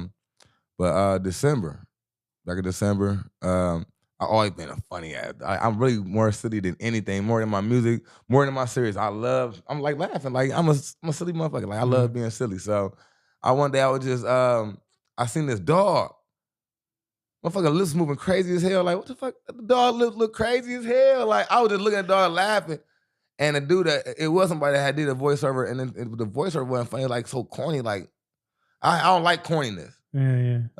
I like when you can look at something and like imagine what it sound, do everything. Like, I feel like it should match. Yeah, that dog sounded like he talked like, "What up, though?" Yeah. And the dog just had like a "What up, though" type of voice. So I'm just looking at it like that dog like it's talking. So I looked at the lips and I was like, and I just like, I watched the video like 10 times, like to see like the mannerism of the dog. And like, it looked like somebody talking to the dog. Like the dog like reacting. So I'm like looking at the reactions like, so what I first did is I looked at the dog's lips. I was like, what are you looking at he's saying? And I just started talking like I was a dog. I recorded it real quick. And then I almost forgot that I did the dog part because when I had to do the dog part, the dog like he was talking so much that I started answering it. And I just recorded it. Like, hold on, let me record myself talking back to the dog. And I never knew that it was gonna be nothing like that. Yeah. But when I actually posted it, it was up for like 2 weeks. It had like 356 likes and 356 views. No, it's like 1.3. Like, I don't really have like most videos like they hit at least 1,000. Like even before I like went viral, like it hit at least 1,000. It was like at 13. And then me and my wife, like I said, when I wake up in the middle of the night, I pray. Like if I get wake, it don't matter how it is, I don't care what happened, I go pray, but I pray different. Like I really pray totally different than probably anybody because I feel what God told me how to pray. God told me to go in darkness and pray for light. So I go into the shower, turn the shower on, put the towel at the bottom of the door, and I pray in darkness. You know what I'm saying? So my mind ain't filled up with 1,000 things to ask for, and I talk out loud. So I speak out loud, and then I don't flood my mind with what God can tell me. So I open my mind to let God be filled what I'm asking for instead of be like, I want pancakes, I want this. You know, when you silent, you really think about 1,000 things. You really never actually focus on your prayer. You really trying not to pray about the things you think demonic trying to force your prayer and everything. Anybody that pray know that. Like when you praying, you'll have a demonic thought trying to fit into your sentence. At all times, that's why I don't speak. That's why I don't pray silently. I pray out loud to voice me. I said, God said, let there be light out loud. So let my things that God do for me happen out loud. I speak it out loud. All the things I want, I speak them out loud. You know what I'm saying? So I'm in the shower and I ask God for a movement in my life. Simple movement. Like, God, whatever you feel like I should be, put me in position to where I should be. I don't be asking for money or nothing like that. I always ask for position because wherever position I need to be in, I need to be in that area for God to work. So God want me in that area for work. I need to be in that position at all times. I ask for that position. So I asked for the position, man. I couldn't go back to sleep. I just couldn't go back to sleep. So I got out playing my 2K. I couldn't, like, after a good prayer, I cry and everything. I be like, I get out so like light. Like, sometimes I just like feel like lifted up. I feel like going outside. Like 4 o'clock in the morning, I just feel like going outside and just being loud, thanking God out loud. So I was just up, everybody in the house sleep. And I was just pacing in the house. Something made me grab my phone. My phone is like doing some weird shit. It's like lighting up, going off. It's like it's like doing too much. Like I turned it on, and like it's like vibrating shit so much that it like turned off on me. But right as it turned off, I had seen it said 1,000 followers. I'm like, I hold the power down. Let me turn my phone the fuck back on. What the fuck I just see? Cause I know for a fact I didn't see it. Shit say. Like you told me, like, wasn't a half follower, you have followers from your reel, but it show you like you have 1,000 followers from your reel, like just today. Like I had just looked at my phone before I prayed, and then like 3 hours later, I looked back in it again. I was playing my game, I looked back in it again. Like I said, 1,000 followers. I'm like, what? Turn my phone back on. 2,000 more followers today, and that's just in the turning my phone. Like you know, you gotta let the iPhone charge up a little second, so I let my iPhone charge up. You know what I'm saying? It's charged up a little second. I turned back on and say 2.5 thousand followers today. I said, babe, what the fuck going on? I wake her up. I said, baby, look. I said, look, babe, this motherfucking video at 100,000. She said, damn. I'm gonna go use the bathroom real quick. She went to go use the bathroom real quick too. But how long was your bathroom? How many was it? How many was it at the next time? No, it was like 100,000 before we went to the bathroom. It was like 250 by the time she got out the bathroom. For real? I'm like, what the fuck? Like, so I'm looking at my phone. My phone keep dying because all the notifications keep popping up. Like, I'm talking about, I just never seen this shit in my life. I'm talking about shares. It said you are at 3,000 shares. 3,000 shares? What the fuck? I went and go to the video. I look at the video like, man, look what's going on. I'm watching it. I'm watching my shit just say, just now. I click it. Every time I click it, my followers just going up. Like my followers still today go up more than my likes. Yeah. I can show you my phone right now, and they're gonna say just now. My followers. I see it, dude. I don't see that, but I see the numbers going up every day. Huh? It's like I check it out. It's like damn. I check you out. I seen when you was like 50,000, and I was like, God damn! And I click on it, and I see, and I even today I clicked on it, and said 92,000. I was like, God damn, where they coming from? You're about to hit 100K. Yeah, and I'm like I said, and that's when I'm starting. That's when I'm gonna change my platform into a global platform for Toledo. Like, but when I see all that hatred come through, it actually slowed me down because I really didn't want to do nothing for Toledo no more. I was like, you know what? Why would I use my platform to help Toledo when they shit on me? Like, that's weird. Yeah. I said, no, because for real, I was like, it ain't this coming right now. It's like I'm not paying for boosts. I'm not in no follower group like follow me. Fuck that. I don't even post a lot. I don't post a lot. I don't reshare. I don't promote. I like, man, this is something that God obviously did. I asked for it. Like, it showed me like everything I asked for. He just gave me. I didn't even prepare for this. Dude, if I was you, I would do one voiceover every day. I know. I need to. Like, I did one today. Like, see, I be want to. I be doing a lot of stuff. You know bro, because the thing is, your reels aren't for Toledo. At all. Your reels are for the world. They is. Now, your posts, your stories, that's for Toledo. Any post you know what I mean? Like when you write your post, I mean, yeah, a lot of people can see it. Depends on what you write. Right. But your reels, they go to all They your go all- followers, yeah, and man. they can go anywhere in the world. And look, Toledo is in 10th place to people reach on my list. Where Mhm. Chicago, New York, Houston, Detroit, Africa is like my biggest people. And a person called me from Africa. 'Cause, you know, sometimes you think that the African people be kind of fake or something like that. Yeah, But yeah. like, no, they real. They real. It's like it blew me away. This African dude called me, and he was just like so happy to talk to me. Like, he's like, oh, he's really real. He's a real man. He's a real person. Like, I let him video me. Mhm. He was like, oh man, he was like, oh, what's up? He said, what's up, King Black? You said you're a real person. He was so happy. I'm like, I'm geeking him. Like, I'm like, yeah, I'm a real person. He said, man, thank you so much for picking up on me. The people think we troll, but we just want to see people that are real. Like, yeah, I'm a real person, man. Like, baby, love your videos, like everything you doing. He showed me this little dog he had, and it's like, oh, we like you do music. I'm like, yeah, I do music. He's like, we rap down here. I'm like, you a rap? I'm like, man, send me some music. Man, it was dope. When I said it was dope, like, it blew my mind. I said, man, bro, what? They got like drill type music, like, but it's just they different. They voiced it, but they was like same type music. I said, bro, I said I gotta figure a way to like get y'all down, like work, like find a way to make that work or do a video. I said a collab or something. I said, send me a video. Let's do like we can make a song, do the video. I can do send me a beat, send me your verse, do a verse. We gonna make a song musically side by side and do a beat just to show the network through the countries, like, cause that was so dope. Then I had this, this Willie Nelson ass white man call me. Yeah. And like I said, this one made me feel so dope because, like, you know what I'm saying? It felt better than the African dude because you could tell he was an older rock star. I know he came from the time where, you know what I'm saying, where we wasn't the most liked.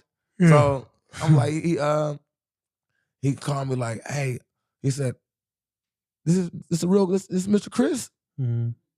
I said, yeah. I said, this is Chris King Black. How you doing? He was like, oh my God, I can't believe I'm talking to you.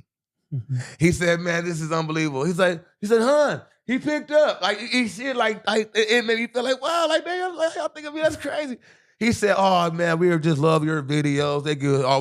I show everybody in my family. We get a good old laugh off of you every day. I said, man, and it felt so good. He just tried to do whatever it takes. He's like, oh man, I just want to see you down one time. He ended up hooking me up with the Improv in Houston. He said, we got to see you on the stage. He said, me and my band, they're imitators of the Blues Brothers. And they real, him and his band real big in Houston. Like, they imitate the Blues Brothers all around the country and stuff that. Yeah. So cover cover band. Yeah. He said man, I'm gonna contact you to some people and try to get you on some comedy shows down here. But I was talking to him about music, and I told him like I write rock and roll, I write everything. Tied him with store this number, send him a little snippet of some songs.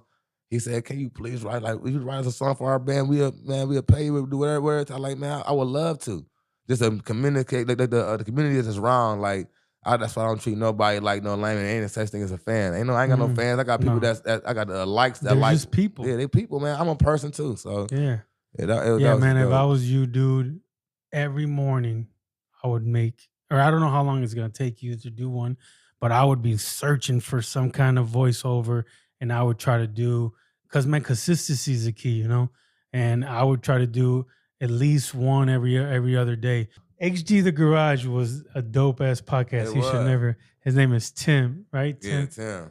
Hey, XD. Hey, put that microphone next to you. Yeah, XD Garage. Bring it back. XD Garage, bring it back. Bring it back, man. It's like yes, I have a podcast, but I don't care. XD The Garage was one of the best podcasts. Definitely. For real, because he would sit it would just be like kind of like a Toledo's Vlad, you know? Yeah. He sat there. He interviewed the guests. He did research.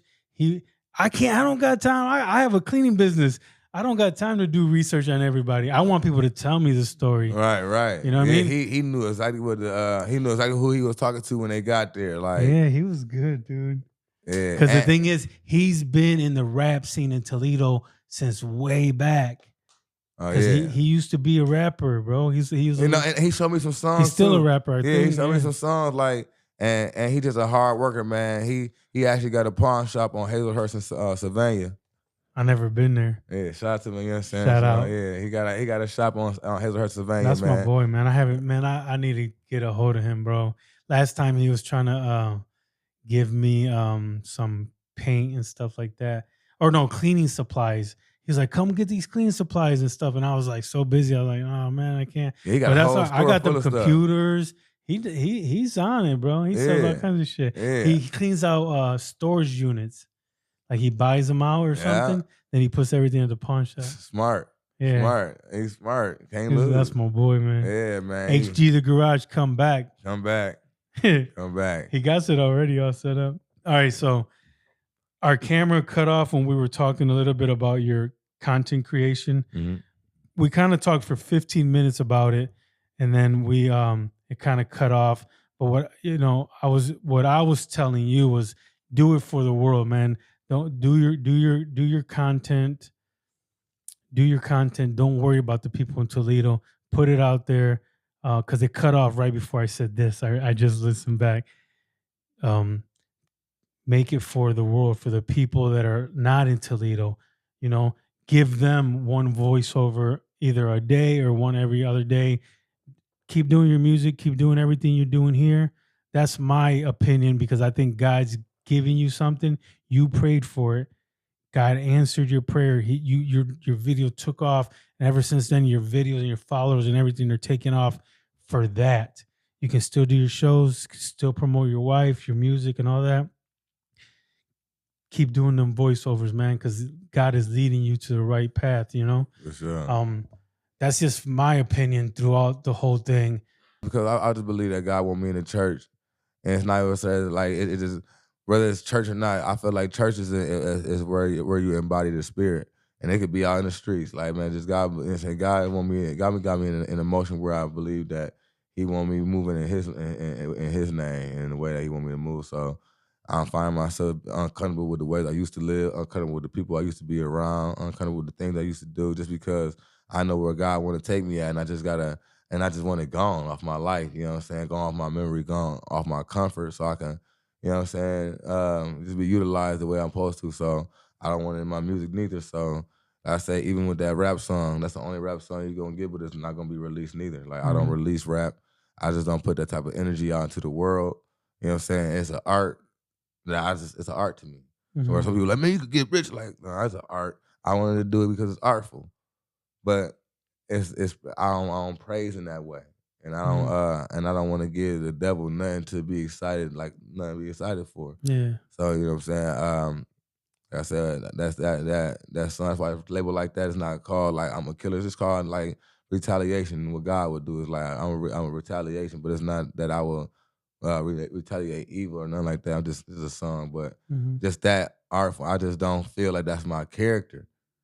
It's just not my character. It's art. It's art to me, and it's really the angry side of me that I pray to be gone, to where I don't like to excite what I'm trying to get rid of. So you know what I'm saying? I'm really just trying to go towards gospel. I'm trying to, you know what I'm saying? Just lift people up, man. Like, I just know what it did to me. I just know what God coming in my life did for me. Yeah.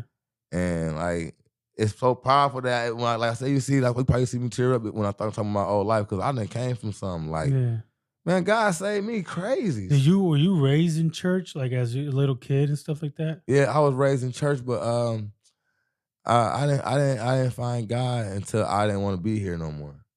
You know what I'm saying? Being raised in church, I was going to church because I had to. Yeah, because your mom and dad. Yeah, but when our lifestyle, how we was living, just being poor, being hungry, like, you know what I'm saying, not having friends, being bullied, you know what I'm saying, being picked on, girls not liking me, all at the same time, it's all this happening at the same time. I wanted to kill myself. So I was suicidal. I was like, you know what I'm saying, I was fucked up for real. And like at a point where I didn't have nobody at all, God came to me, like, for real. Like, you know what I'm saying, scared me. But it scared me out of death. You know what I'm saying? Because like I realized how valuable I was. But only was, you know what I'm saying, I was silently valuable because I grew up when I was younger fearing people, so I never let people know like how godly gifted I was. I would just accept God's gift to me and I'd be quiet. But when I realized, like, I used to stutter, I asked God, like, fix my speech. And I'm talking to you. You know what I'm saying? Something like, you know what I'm saying? Yeah, you don't stutter much at all. It's Yeah, like, no, I still stutter, but yeah, like every I once used in to a while. stutter. I used to hit my chest to talk. Oh yeah. I still don't know how to ask. I think, but when you're like calm, you talk great. It's like when you get a little wild up, sometimes you. Yeah, but that's my comfortable talking style. That's my energy. I'm just Yeah, like you're like you know what I'm that. saying. See, when I'm calm, I'm really always calm. It's just when I get it depends on what I'm talking about. I'm just an honest person. So when I'm Mhm. talking about something that make me mad, I'm Yeah, kind of yeah. mad with it when I'm explaining because all I'm doing is going in the memory, explaining my memory, and not I don't practice hold my emotion. You know what I'm saying? Because I'm telling You the just truth. being you. Yeah, so since I'm telling the truth, I'm not holding nothing back from from honesty. That's emotion, anger, all that is all the same to me. You know what I'm saying? And that's what I learned to that how God was like truly working for me. And I stopped the more I grew up, I started like not caring about needing people and I started getting them. Mhm. Like soon as I stopped like wanting like everybody appraisal Yeah, and yeah. everybody That's when like people start really and starting. then it started coming in the zone. Yeah, yeah. But they started loving me for what God was doing, so I still wasn't in love with me. I said they Mhm. don't even know that it's still I struggle with me more than anything. Like still to this day, like no man, because I know it's God. I be crying to my wife when I man, it's God. I was still trying to figure out me in the middle of it. Like, Mhm. nah, God working for me. Like where when God took me from when I was to take my own life, God took me and he ain't giving me the control back. And I'll still be missing me sometimes trying to be who I feel like I am, and it's always against the book and against the grain. I'm like, yeah, see, that's why God took me. I ain't got control of me like God do. Mhm. Because I'm evil without God's control. God knew it was God, so he wouldn't take care of you. You would take yourself out, boy, you dangerous to people too. If you were to do some harm to yourself, what would you do to anybody else? That ain't even you. Yeah. So God took control of me, and I was like, and I said, I thank that, but at the end of the day, I do get lost in the middle of anger. Of course. Yeah. So when I'm angry, I don't know what to do because it's almost like I'm picking sides. Like, because in my mind, it took me something murderous. Like, why did I think like that or something probably that small? But Like, that's not you, bro. right. And that's why I thank God for protecting me over that thought pattern because the Mhm. thought go across my ear and go out the other one Yeah, yeah, instead yeah. of getting stuck You into a gotta let rhythm. that shit go Right. And you fast. got, woo, get off of that. Yeah. That's why I told my wife, like, baby, don't ever excite me being mad. Never, never. You'll practice the beast because I'm gonna enjoy you doing it just like anybody else that say something when they mad, they get people that jump behind it, they start enjoying what they saying. Yeah, They start believing what that's they good. doing. That's really good. I've never heard anybody ever say that before. Don't telling your wife, don't ever excite me when I'm mad. Because Yeah. then she can egg it on. Yeah, she and make then me, and then now I ain't got nobody to stop me, and I'm proud of what I'm doing. And I still, it she be my has to be the demise. one to stop you. Yeah. Like, hey, no, chill out. See, I remember that time she was like, I don't know what to do. I'm like, you stop me. Yeah, yeah. I said, don't let That's me a good go there. message. I said, because when I get there, I get comfortable. Mm-hmm. I said, it's the place where I'm praying. That's what I'm praying over. Like, my prayers ain't because of the things I already got. I'm praying for the things that's hard to change. I said, it's not like I pray to have things in the middle of that change that's not happening. It's like I know my spirit. And I'm praying over my heart and mind. I'm praying over the defense mechanism in me, my get back. So always being hurt on and always being attacked where if I get attacked by one person, he get attacked from 1999. And I said, like, why can't I let that go off my heart where I'm dealing with everybody from 1999? Yeah. Like, everybody don't deserve that, but why I can't let it go? Why? That's why I pray for it because, like, no matter, that's one of the hardest things to let go because it's like, I can tell myself, man, let that go. Like, where is that at? Mm-hmm. What is making me feel like that? I know I'm honest about feeling it, knowing where it's coming. Like, well, why can't I get rid of that feeling? Because hurt comes every day. That place is in the same spot. I must be vulnerable for that type of hurt. Mm-hmm. And now I got to figure out a way to protect myself from that type of hurt. And I can't figure out why am I getting that type of, what am I doing? What's allowing that hurt on me? Mm-hmm. What's allowing me to accept that hurt? Did I allow it first? Did it trickle on? Did it happen immediately? What is happening that exact hurt is happening since 1999? It's like a trauma, something built in from something that happened back in 1999. Yeah, and that's what I realized that new things you can't change. That's why I pray so much. I said, God, help me for the things that I can't see and I can't touch. What I mean, the past and the future, because it's not about today. I said, I'm touching today. I'm already thinking for today because you already made that possible. That was part of my prayer yesterday. But the unseen is the future and what's in the past that I couldn't change, that I know I needed to, that you can help me change without me even knowing that I needed to. But I know I need it because tomorrow I need change because today still ain't what I asked for yesterday. So I know I still need it. You know what I'm saying? So that's why I pray somebody. I know I ain't perfect. I'm farther from perfect than people want me to be because they expect me to be. But I'm nowhere near perfect. I'm praying to be better. Yeah. I know I can't be perfect. I'm not even trying to pray to be perfect. I'm trying to be better because I'm not even nowhere close to perfect. Yeah. I'm not better neither. I'm only good enough to be here, but I'm not better because I can be better. My thoughts can be better. My situation can be better. My life can be better. If I chose to be better at times, I get lazy wanting to be better too. And that'd be my fault because I get comfortable. And better mean getting out of position to do something different. And the only way to be doing something better is doing something different. And I get comfortable doing the same thing. That's why things not better. I think we all do though. Right. It's all that stuff, dude. It just reminds me of myself, bro. We all like do. Everything I write on Facebook, all the messages I put on there, people might think, Yogi's the godliest guy. No, I'm trying to pray myself to become better. I'm trying to become a better person. I'm trying to, just how when I was fatter and I was doing all these motivational videos, I was fat and I was like, come on, guys, you guys got to run.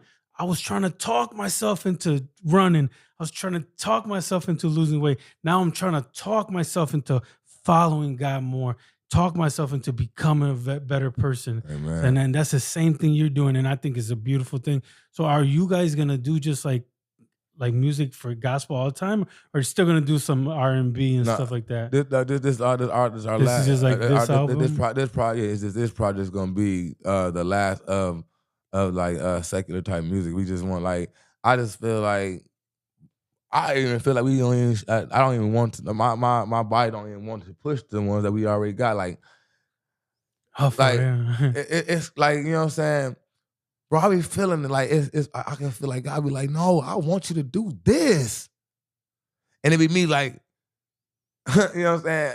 Ain't like I'm worried about losing anybody or something that I don't even know I have, for one. It's the fact that I just, it's like it's the same thing I just said, it's like the fear of everything being different.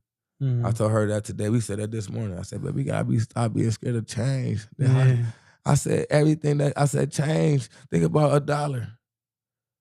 I said, people don't like change. That's why they put it on the ground. Yeah. I said, but you don't know change add up. I said, that's why bums add for it. It could change their day. Change is change. I said, you got to want change. Yeah. You can't want everything to be how you want it, because you want everything to be how you want it. You'll never have change. Even dollars break into dollars. Mm-hmm. You got $100 can break into more dollars. It's like, are we scared to go backwards to go up? Yes, we are. That's our problem. Yeah. Because change end up meaning less than to go up, because you got to take something out. Yeah, start all over. You got to take something out. So we scared of change. And that I'm honest about it. Like, I'm just an honest man, so I'm honest about what I know is affecting me. Like, man, my fear of change, seeing this happening, like, oh my God, I hope they don't try to come with no weird shit, try to fuck me in my ass because I see all these followers coming through. I don't want to be famous. Mm-hmm.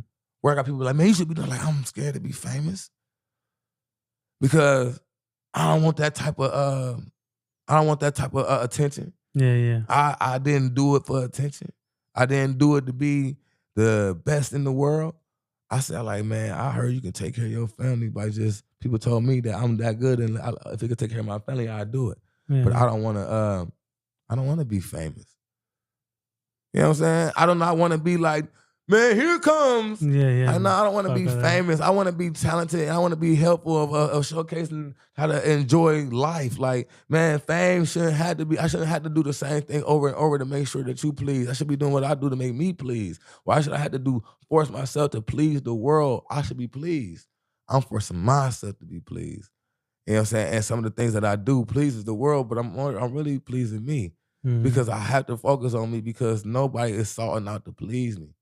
Nobody be like, you know what? I'm waking up to please me, except for her. That's why we pleasing each other. And that's pleasing us. That's why after I get that, I'm like done for the day. My kids, this, done for the day. That's why it'd be hard for me to like go do something else. Like, man, I'm already geek. Yeah, you spent. I'm already good. Like people like, you know, I smile. Like I don't have I don't have too many things that I want. I think that won't be simple. Like my favorite car, I got it. I got my Yeah. favorite car. So I ain't never thought I want a Ferrari or all that. Yeah. Hopefully, if we all can line up in lines of Ferraris, then I'll get one. If you get one, she get one, they get one. If I feel like we all winning, like we could prize to ourselves to do something alike, then I'll get a Ferrari. But for me, I'm like, no, I've never been a material type person. I don't have a certain thing that I like at all. I don't have a favorite football. I have a favorite football team, that's it. And other than that, I don't have favorites, nothing. I enjoy the world. Like whatever comes. What's your favorite football team? The Broncos. The Broncos? Oh, Yeah. yeah, Colorado. Oh, no wonder you went to Denver. Yeah. I like the Steelers. There's a Steelers helmet right behind your head. Right there. Where that? It's right there. It's right behind your... It's over here. I cannot see that, You bro. can't see it. I can't see it. Yeah. I'll look at it next Yeah, time. it's... oh, you can't see it? Yeah, I don't know where it's at. It's right behind his head. I should put it on your... It's a helmet. But it's just a little tiny helmet. I don't see it. Huh? Bro, I do not see it. It's behind your head. Yeah. Steelers. He likes the Broncos, so he's not... He's never going to see there it. you go. Oh, it's underneath the guard. Hey, the Broncos ain't that good either, though. They I think they're gonna be better this year. Yeah, but... hey, no, y'all beat us like that. That was weird. I like that was a cheating game, dog. Like I see, because y'all, man, yeah, look at him, man. Remember Tim Tebow? One time we went to the playoffs and Tim Tebow was the Broncos quarterback, and we went y'all lost. Yeah, we went like, overtime, and Tim Tebow threw a... We was 8-8. We was 8-8. We barely made it, and we beat y'all. Y'all, what was y'all? Yeah, it was good. Y'all like 13-3. Yeah, but guess what? That game was called the 316 game. Tim Tebow threw for 316 yards. He had John 316. His average was 31.6 yards. His rushing was like 31. All this shit, the rating, it was crazy. Like, it was crazy. And God, and that's why look. That show you how powerful God is. They like it show you how devilish the world is. Like they don't want God. That's why I said, man, hey, like when Tebow came, like you're saying, like Tebow showed you how powerful God can be and how they can whitewash you out of it, and then show you how fear of the devil can overpower you too. It's like so he feared the devil and he surrendered.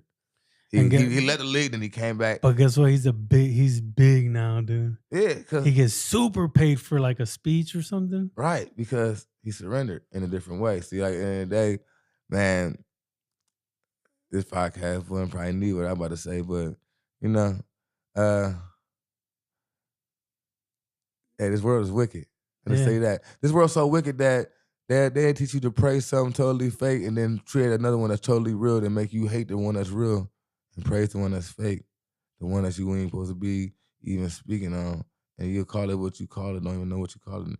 And I said, it takes to be rich to know a lot, or it takes to want to know some more. See, rich people know more than broke people. That's why broke people need faith. You know what I'm saying? And sometimes it's faith, but who you faithful to. You may not know if you at a standstill of your faith, if you can't energetically project. If you don't know how to receive vibrational energetic energy, you might be in the wrong place, because that's part of your spirit. It's about the connection of it, not about just what you believe in solely, and they know that. So they'll get people to just believe in a person instead of believing in the spirit. So like I said, one thing that God said like, that man will be corruption. You know what I'm saying? Like a man will corrupt even the spirit, the man. Yeah. Because the man will want credit. I said the man want credit in God's doing. Yeah. Like, I ain't took none. I can't. You know what I'm saying? I'm truly blessed, like, because I won't take the credit for nothing. Like, I know it ain't me. but the Mhm. man gonna want the credit. So the man gonna create his own, like he'll create his image as himself being like a Jesus or a God. He'll create his image to be praised. Like I don't even feel like mentioning dude names. Like he'll use religion to hide behind. He'll hide his evilness behind religion. Mm. You know, religion is accepting, so there ain't no gatekeeper to religion. Yeah, yeah. So what do that mean? Mm-hmm. That mean that evils can play in the same way. That what? Evil could. The evil can play in the religion Oh, the yeah. same way. Yeah. Because there's no door to religion. It's will. Mm. And will is to God. You can tell me anything you want. You know what I'm saying? Yeah, yeah. Me telling you what I told you don't mean that it's the will of God. I ain't tell you what I could be lying to you right now. Mhm. If I never surrendered to God, I can talk great to you and you can believe what I say, and I can change your whole life with something that I don't even believe in. Yeah, yeah, And yeah. and course you to ruin your life by chasing things that I need to say, you'll be lost without me. And that's what they do. They create a system where you need that mug. We need them, and I said, you search for yourself. Like I said, that you search for yourself, you'll realize that all the books are testimonies of looking into yourself. Every last one of them. I said, look at your books, man. Read. If you want to read, read. And then have you ever understood anything you read or comprehend life to the things you read? No, Yeah, man. All the books are testimonials of how God works through the inside of When yourself. you read them, you can like kind of like reflect your life through almost every story. Right. So you are a testimony yourself. So that's what it's saying. It's like if you write down what God has done for you and what He continue to do, you are a testimony that you can be written down too. And when God wants to use you in that story, though. So if you don't recall what God has done, you can't be used. Dude, I know. That's why I took all that shit off, dude. Big Yogi's Garage. I felt it was all Big Yogi's Garage. And I felt like God wants to use me for something else. And dude, I was torn. I was like, 2 years I built Big Yogi's Garage and I was getting, followers and everybody was like, and I was like, no, like what? I'm going to change it all? Like, I'm going to start all over, like a whole new podcast? I was like, God, is that really what and then I just kept looking right here. Faith, love, hope. And I was like, God, I don't know, because I was gonna call it Yogi's Vault, because I got this vault, this real vault right here. Oh, that's dope. I was like, man, maybe I should call it Yogi's Vault. And I was like, no. I just kept looking at that. I was like, God wants me to make it for Him. Amen. Forget all this podcast. Forget Yogi. I used to flex. Big Yogi. Shut the fuck up, Yogi. It's not for you. This platform is for God. That's why God keeps giving me more houses to clean. That's why God keeps giving me all this abundance of things from me and my mom, houses that we clean so we can make money. And I invest my money into this. God doesn't want me to invest in Big Yogi's Garage flexing, because it ain't about me. It's about how many people can we help to get more closer to God so we can get him to the kingdom of God at the end. Amen. And we all have to try to focus that, because how are we supposed to lead our kids if we're leading them straight into bad things? It's not about what we say, man. It's our actions speak louder than all the words we can. So if we start guiding our family the right way, our family will follow. If we start guiding them the wrong way, our family will follow the wrong way too. So that's why through all that stuff, I still got it all. I just put it all over there on that wall. And I said, no more of that. No more of that. Humble myself, create a whole new version of myself. And now I sit down with people like you. And even though you're an artist, man, I really appreciate you sitting down with me, because that last part right there was really, really powerful, because even like, I asked you to give hope, and it led into this most beautiful conversation right here about God and about you, maybe, you guys wanting to change your platform. And I know it's tough, and I know it's going to, it's hard, because you have to let go of, some old stuff. But I think God has molded you. God put you guys together. God has guided you guys to do something for the better. And He's even throwing you that bone, like, hey, you're going to get a bunch of views from these videos, but turn it into this. You can turn it into this, because God's going to give you something to turn into whatever.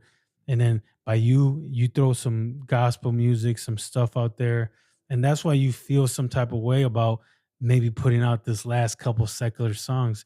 But it's okay because God said, hey, he gave you those songs too. Put them out there, do what you do, keep going on your path because God got you on a path, and that's why you're sitting right here next to me. You know what I mean? Because maybe God was like, you know what? Let me put Yogi and King Black together.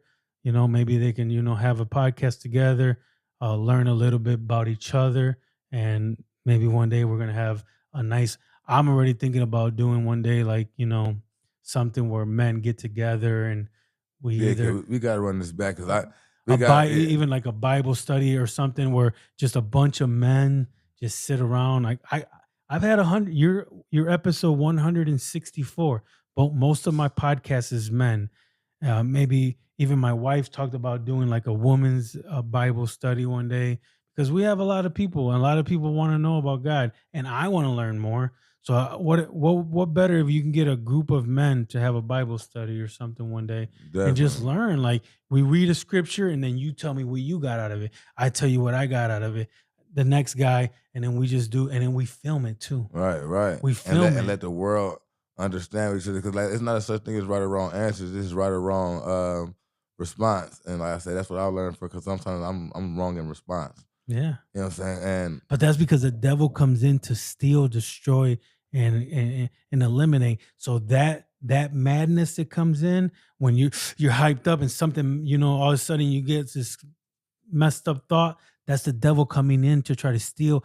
The devil wants to destroy families. The most important thing that he wants to do is destroy your and her relationship so your family doesn't grow. Yeah, you guys already have kids, but if he somehow destroys it, if you get mad and you go fight and you go to jail, that's going to destroy your guys' bond. The devil will be happy. He'll be like, yes, he's in jail now. She's a single mom and she's going to struggle. The devil will be loving that. So that's what the devil wants. He wants to destroy families, but you got to be stronger than that. And you got to guide your family the right, correct way. Even if it's not today, it's not tomorrow, but at least you're taking the first steps to becoming, and you're already a good ass dude. I can tell. Of course you get mad. Of course you get a little wild up. But I mean, what did Jesus do? When Jesus came, he flipped tables. He got mad at the church for making money in the church. And sometimes we have to like get a little mad. Sometimes we have to speak out a little bit. definitely, and like I said, especially if I don't I haven't been physical with nobody nothing like that, but I'm just I realize, you know what I'm saying, the grocery store don't give out free stuff because they usually sell the things to people that want it. So it's obvious, like, you know what I'm saying, I just gotta stop giving out free energy. There's no reason to give people stuff they don't want. You know what I'm saying? And you know what I'm saying? I can't try to save nobody that don't even believe they in the trap or anything. And it's not up to us to play God. Mhm. And because I've been punished by God by being self righteous, by understanding that since I was so comfortable knowing I had God, I was like, it's almost like a cockiness where being self righteous is just as a sin as not having God or thinking that like you the only one with him. Yeah. Like nah, like when you know you used by God, you gotta know what you asked for, and then you realize because I'm used by God in a way to where sometimes I hurt, be thinking that the world against me when I realize like God, you know what, you something else. To have thrown me through that, knowing that I was gonna survive that. To throw me through that, like how did you know I was gonna survive that? To come out still praising you and to get a reward that not even know that reward that gonna come like that to showcase to the world that I got reward in the middle of a kick down. I'm like, then they just had his foot on him. Like how he just get that? He had his foot on him. Like what just happened? I thought we was kicking him. Hold on, oh shit, we falling. What's going on? Like we was just kicking him. And guys, my wife, we said it all. She's like, yeah, it's just like it's hard not to trust what you saying. Now she's like, just watching you can tell like your God cover you, baby. Everything you say, you be like, it's like, Yeah. like she right there. I true, like I get her to be on the same thing. I said, well, God told me something about you, and I need to, like God told me to be with you, and I can't play with you, and I can't, but you need to know who you are. I need you to talk to God. You. I'm like, I believe in God. She always said, I believe in God. Like, quit saying that. Yeah. Like, I'm not saying about belief, baby. Like I believe people believe in God. Like, it's not hard to believe in God. Yeah, Some people yeah. just say like, yeah, I don't believe in it. I like whatever they say. But knowledge in God is totally different than belief. It's not the same. Like, Yeah. be like, I believe he'll come through, but it's totally different than when I walk through the door. Mm-hmm. Totally different. Because you can believe that shit till 10 minutes later, and then next thing you know, that belief turned to doubt. Just from time alone. Yeah. Time Yeah, yeah. alone, like I said, so people believing that God gonna come back. That time alone mess with your belief. Yeah. People don't understand that. This time alone just mess with your belief. So I don't try to believe. I try to have knowledge because I know that time is not in my hand. So since I told you, since about my yesterdays and futures is not in my hands, time ain't. That's past time and future time. Same exact thing. So I'm not in control of the time. So I can't believe because I have to know that I'm not. Oh, I believe that tomorrow might be up to me. Like, no, man, like, dog, it's not up to you. Mm-hmm. It's not. Like, that's pure knowledge. It's not. Not trying to know what really is. Oh, it's simpler. You know it ain't the ant. Mm-hmm. He said, my mom, my dad, like, no, because you're going to get old enough to not need them no more. You just really tell me what it is, dog. Tell me what it really is. You can be honest. It's good truth. It's knowledge. You really tell yourself, like, you know what? I don't believe. I do know. Like, yeah, tell yourself more that you know. That is speaking out loud. Them are words. Them are words of knowledge of God. That's more words. That God is happy that you know him. Not believe it. God said, know me. He didn't say believe me. Yeah. Know me. Hey, it's about a relationship. Yes. So that means relationship, you gotta know. Like, know me. Like, how can I help you without knowing me? You gotta have an ultimate relationship in him. You have to. You have to know him. And then also it says pick up his cross. Picking up his cross is like, you know, like talking about him, having conversations, you know, spreading his word, you know. It's not all about just like, I believe in God, and then nobody even knows you believe in God. It's about... It didn't work then. You know what I'm saying? You got to believe in God, but also, you know what I'm saying, do that gospel music. You gotta tell people, you gotta let people know that you believe in God, because you gotta be a fisher of men. You gotta be a fisher of women.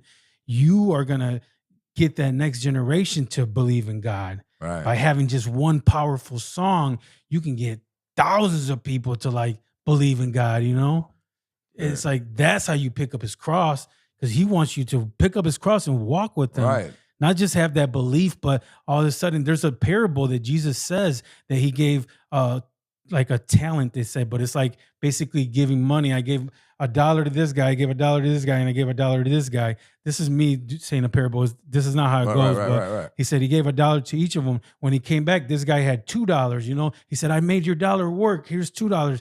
The other guy had $4. I doubled, I tripled it. Here, and the other guy's like, you know, boss, you know, or God or whatever, I buried the dollar. I buried the dollar because I didn't want nothing to happen to it. I wanted to give it back to you. He said, I'm going to give these guys more but you're a disgrace. You didn't do nothing with the dollar I gave you. Right. You needed to do something, double it, triple it, at least put it in the bank so it can collect interest. I'm giving you guys all $1. Why didn't you do nothing with your dollar? Because he was scared. Right. He buried it. And he's like, when God comes, I'm going to give him back his dollar. God doesn't want us to give him back his dollar. God wants us to give us his $2. Yeah, and give us thanks and turn it into more. Like turn it into more. Like it's about turning it into more. It's just like your faith should turn into more faith. Your faith should turn to knowledge should be your kids. You know what I'm saying? Because faith is, like I said, it's part of belief, but really it's knowledge. Like, you have to be faithful. Faithful means in agreement of the terms of what you know.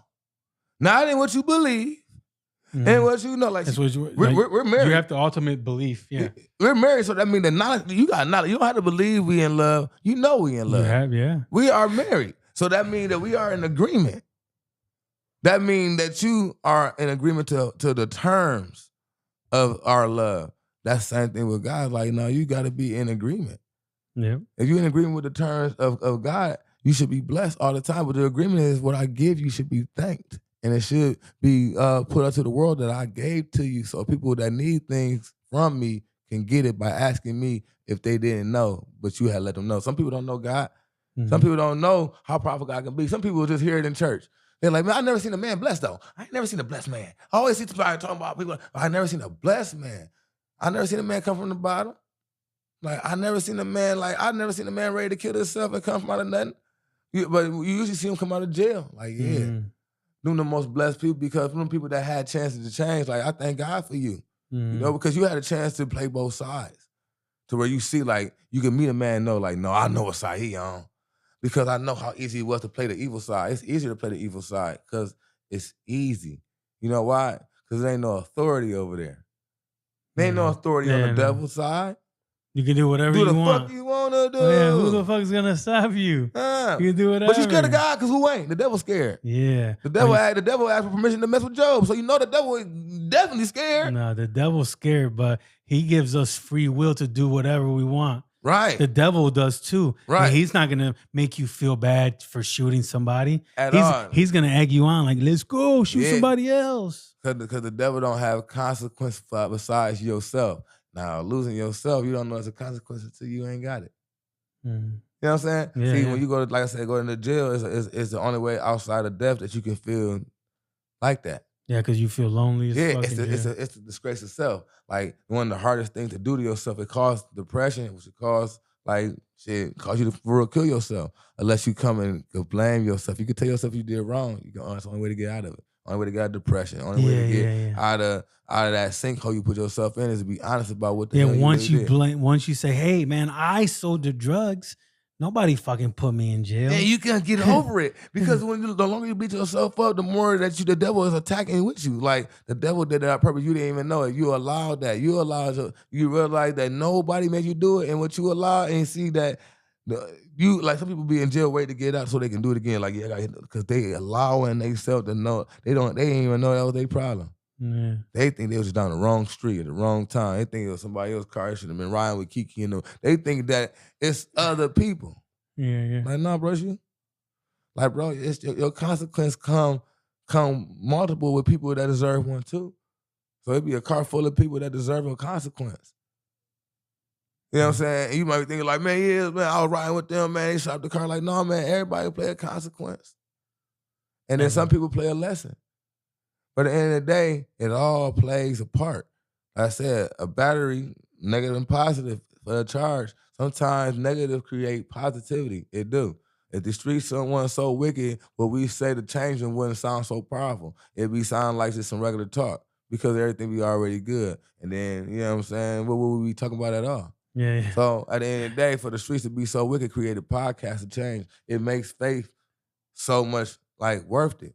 Mm-hmm. So would you say get rid of all the evil? No. No, it can't. It won't happen, but why would you? Because what would you be speaking about? Yeah. How good would God be if?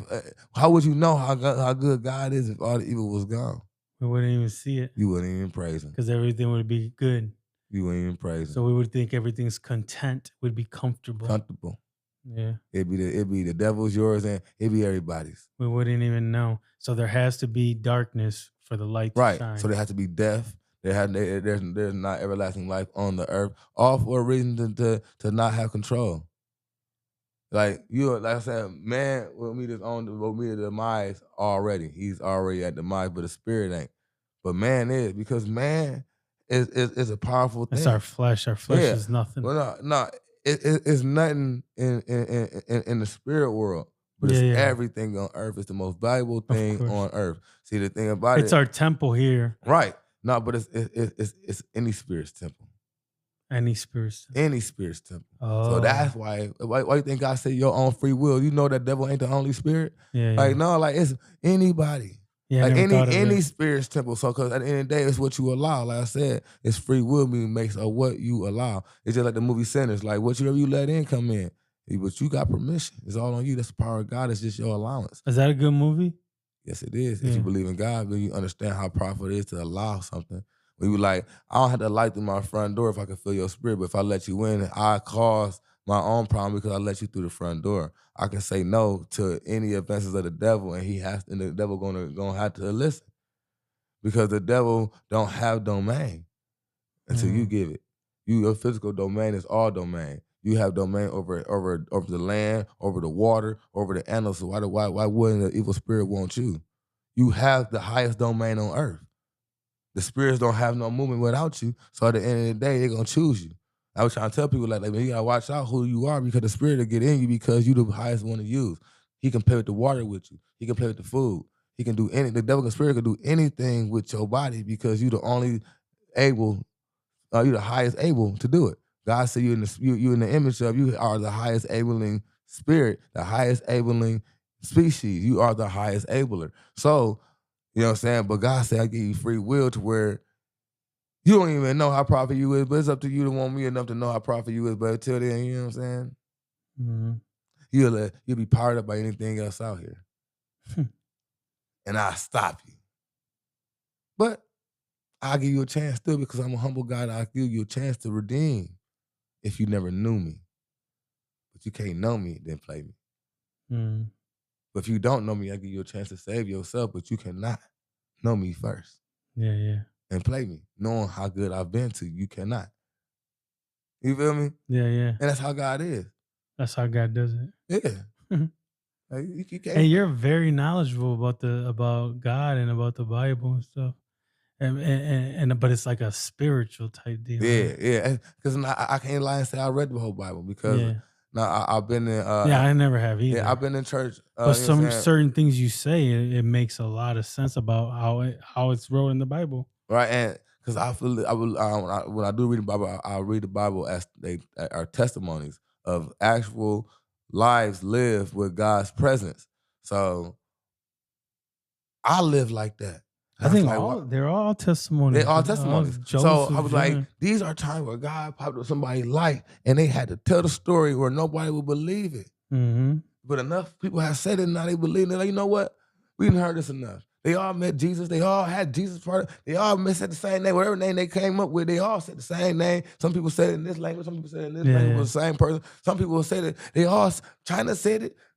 They said the Middle East. They said it over. Everybody saying the same thing in a different book, but everybody's saying the same thing. And I got some of the same things to say. And that's when you look at it like, you know what? Like, it ain't you ain't got enough time in the podcast for me to show you how God has a testimony for me to tell the world as well. Like, hey, God wants people to know, like, look, hey, the same way, like, it's the same way. Like, look how easy he is to judge. I did it on purpose. I'll attack him, please. And all God do to me is tell me to just calm down. Don't get angry on something that I'm getting used in because I know I asked to be used. So I gotta like eat my own aggression. Of course. When I know that, like, I asked for this. Like, not knowing what you asked for, you get what you didn't know you got. And I didn't know what I asked for until I realized what I asked for. Like, you know what? I asked to be used. If I'm gonna be in a place where I had to say God's name, I had to be used in a place where God was valuable so I can tell him.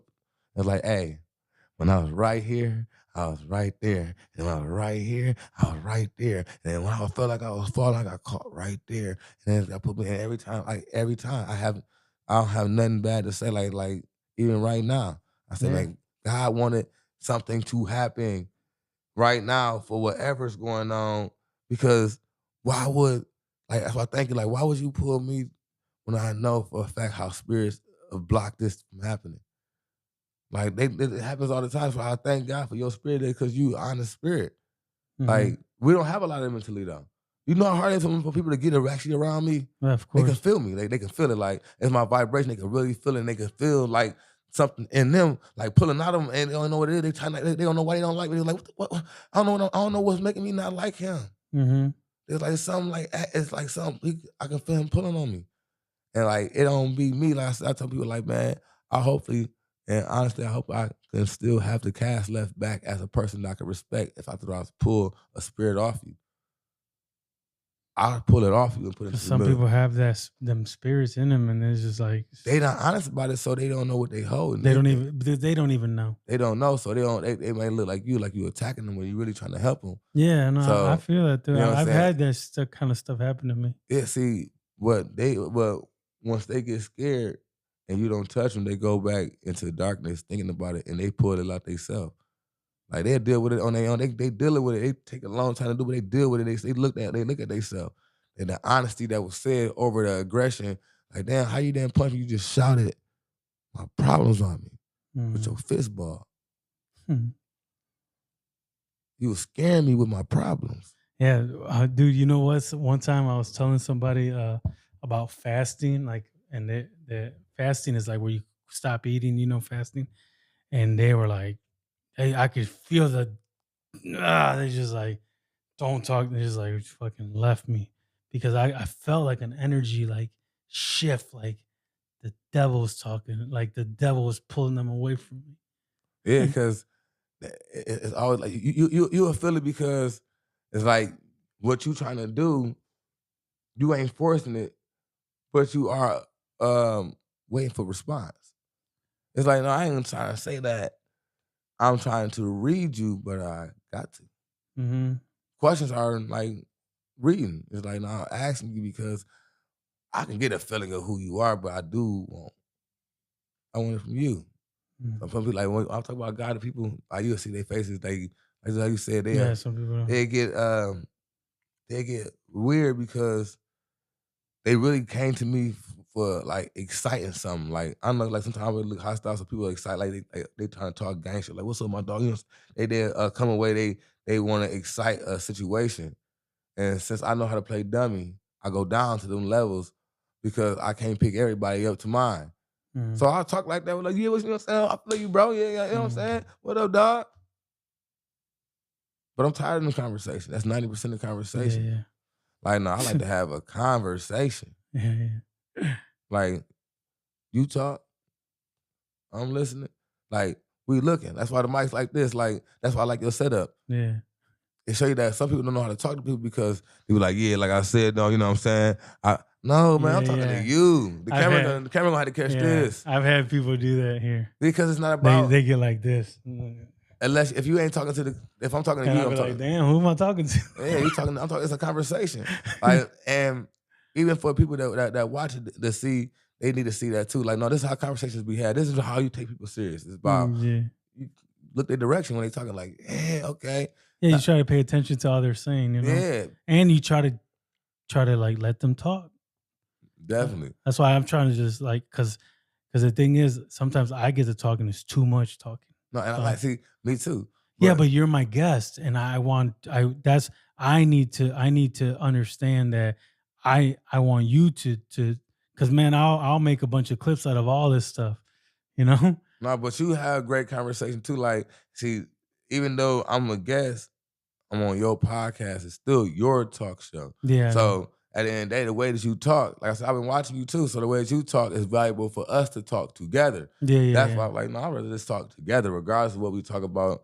The way you ask questions, the way that you speak, even your own life, like, you know what I'm saying? Because we might have similar. So if it edges out to you talk about yours, like talk about yours. Yeah, no, but the thing is also like after 160 episodes, I feel like I talked about everything that I've talked about it's just like most of the time I just repeat myself.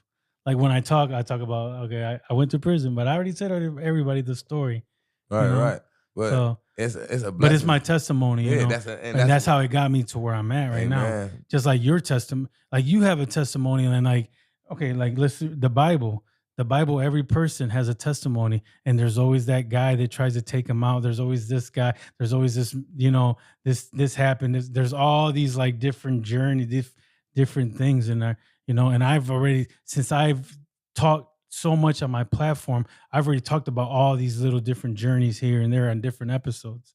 But today, since I had you on, I wanted to get like your version of your story. And then we started talking about God, and that makes me feel like, oh, okay, that's awesome, because I would love for you guys to, you know, keep moving forward and getting closer to God, because I think that's as we're getting older, man, there's nothing else better to like focus on than something like that. You know? At all, man. Like, even our kids sing the gospel. Our kids not gonna sing that type of music at all. They jumping straight into gospel. Like, are they? Yeah, like I write the songs for my kids. I write the gospel song. Like I write a lot. Like, so I write gospel songs that That's like I sing too, like, and I write them to where it's not similar to the way that people do church music. I said, man, when you playing music to these kids, you gotta try to beat the devil. Because the devil, them phones and TV and songs and everything, like, man, they so quick and so quick hitting that you gotta make gospel catchy now. Mm-hmm. So that's what I'm doing. I'm just gonna use the same vibration that I would use for R&B or in rap or all that, the same type of energy, and give it to God. Yeah, that's dope. In the same exact way to where had the kids turned up. Even if it's rap, they don't even know they praising God. Mm-hmm. Like I said, I told my wife all the time, I said, God is aggressive, baby. Like, so I'd never feel bad about being aggressive. Look at what God has done. Everything in that Bible will show you that God was aggressive in every situation. Mm-hmm. He only calmed down once. So if you realize, look at who God is, like, we thank God for calming down at one time. We thank Jesus for that. Why do we thank Jesus for that? Because God was God was smashing everything. Yeah, like the Old Testament, God did a lot of stuff. And then when Jesus came, that's when he started calming things down. Yeah, like, but they gotta realize they said image of God. We was the image of God even when God was unhappy with us. He forgave us. Yeah, he forgave us. He forgave us through Jesus. Like, he was unhappy. You know what I'm saying? Yeah. He had made the best. We was already what we was. Mm-hmm. You know what I'm saying? Yeah, that's all. It ain't like Jesus was the first human made. God was happy when he made the first one. Yeah. You know what I'm saying? Look at what I've done. Like, and so at the end of the day, it shows you how powerful God's been powerful forever, but God gets fed up. He brings the wrath. Yeah. Big dog. Yeah. Which we call evil now. Which we set up laws for our own vengeance, to where now that we got to follow the law, we almost not even following our own spiritual field. To where, like, who we serving? We serving the law or we serving God? Do you want to go to jail or you want to go to heaven? Mm-hmm. Like, which one you want to do? Yeah, that's right. I want to go to heaven. But you know what? Another thing, what you just said right there, you said, we think the wrath of God is the evil sometimes, but God, you know what God does when he comes in? He takes stuff away from you. He doesn't, like, the devil comes to destroy. God would just take something that's really important to you, you know? Make you want it, to ask for it, to ask him for it. Yeah. The devil has never, you have never had to ask the devil for nothing. The devil will put a fishing rod on your head. Everything. The devil will put a fishing rod on your head and hang it in front of you at arm's reach and a fingertip away. And you'll be always think you close to everything and won't ever grab it. It's just like these mic, like you say, put the mic on your head, you'll be this far from like it. And like the devil will dangle it in front of your head. He'll angle it like an anglerfish. He'll angle it in front of your head. He'll draw all the people in that love. They'll see it dangling. He'll draw all attention to it. There's a big light on it. It's like it's angler fishing. It's like they see this light and everybody come to it just to be devoured. Yeah. Just to be devoured by a beast. You know but God defeated him. And we're righteous, bro. Amen. God defeated the devil and we're already righteous. We just gotta believe in God. You know, my podcast, because we've talked for a long time, so I just kind of want to end it here. But my podcast, Have Faith, Show Love, Give Hope. King Black, I want you to look at the camera, put the mic in front of you, and I want you to give the city some hope. I know you've been through a lot of stuff in your life, and I know we've only touched a little bit, I can tell, because we had to skip over some things. But we could sit back one day, we can keep talking about your life story and all that. But I want you to look at the camera and give the city of Toledo some hope. Sure. Toledo, Ohio was popping, man. It's your boy King Black in the building, man. I want to give everybody some hope and some happy and a smile just to realize, man, hey, God is good. Anything that you ask for, you will get. I mean, anything, even when it's negative, so you got to watch your mouth and just make sure that you ask for the greatest thing that you want. Don't want from other people, want what you want from you. You know what I'm saying? And like I said, you look at my life and you see, like, you see what's going on in my life, man. it's faith, then it's work after. Like I said, I gotta. So if you really want things to work, you believe in it, and then put the work towards it, and have it at the end. You know what I'm saying? And then you'll have everything you want. And I want Toledo to be great, so let's believe that I'm putting my work and effort to make sure that. And if y'all doing y'all part, I guess it'll be. So you know what I'm saying? Let's be great, Toledo. Yeah, thank you so much. And where's your social media? Like, can you give me all the social medias? Facebook, Instagram, all that? Yeah. You can find me under King Black Comedy from on TikTok and Instagram. Chris King Black Dale or Chris King Black Comedy Dale on Facebook. On YouTube, I haven't fully created my YouTube page. I don't know. I'm terrible with social media. We're looking to hire somebody to that want to you know what I'm saying, handle things like that. It will be profitable because things like, you know what I'm saying, things are already set in place. I just not I'm not busy enough to I'm too busy to actually do it. I really would love for somebody to like help out you with out. yeah. That's good with stuff like that. That's good with like I'm good with Technology. talking. I'm not good with the phone, but I talk you to death. We were just talking about that off camera. I was like, bro, you can talk. But I mean, but the thing is, that's what we're here for, man. We're here to spread the word, all of us, you know what I'm saying? Another thing I want to ask you, where can I find your music? Okay, you can find music under Finesse and Black, under all platforms. We got an album called Drop a Rose. We also got 3 singles out right now. You know what I'm saying? One called Hurt People. We got Up and Down, which is real popular, and Set the Mood. You know what I'm saying? And we working on an album right now. We're on a couple of different projects right now, but me and her working on another album right now.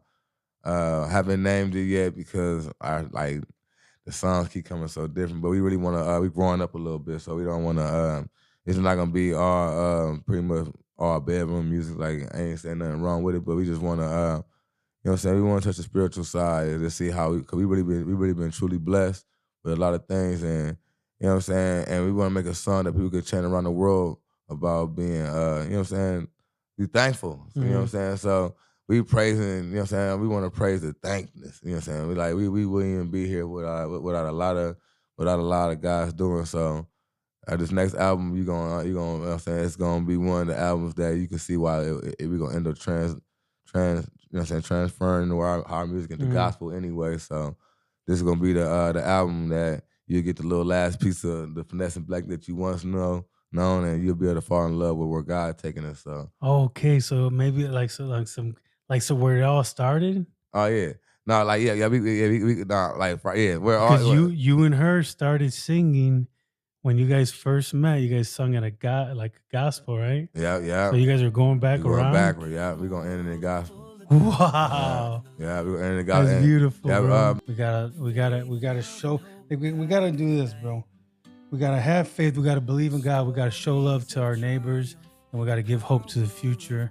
I got to end the podcast. We've been talking for a long time, and I don't even know if the phone's even working.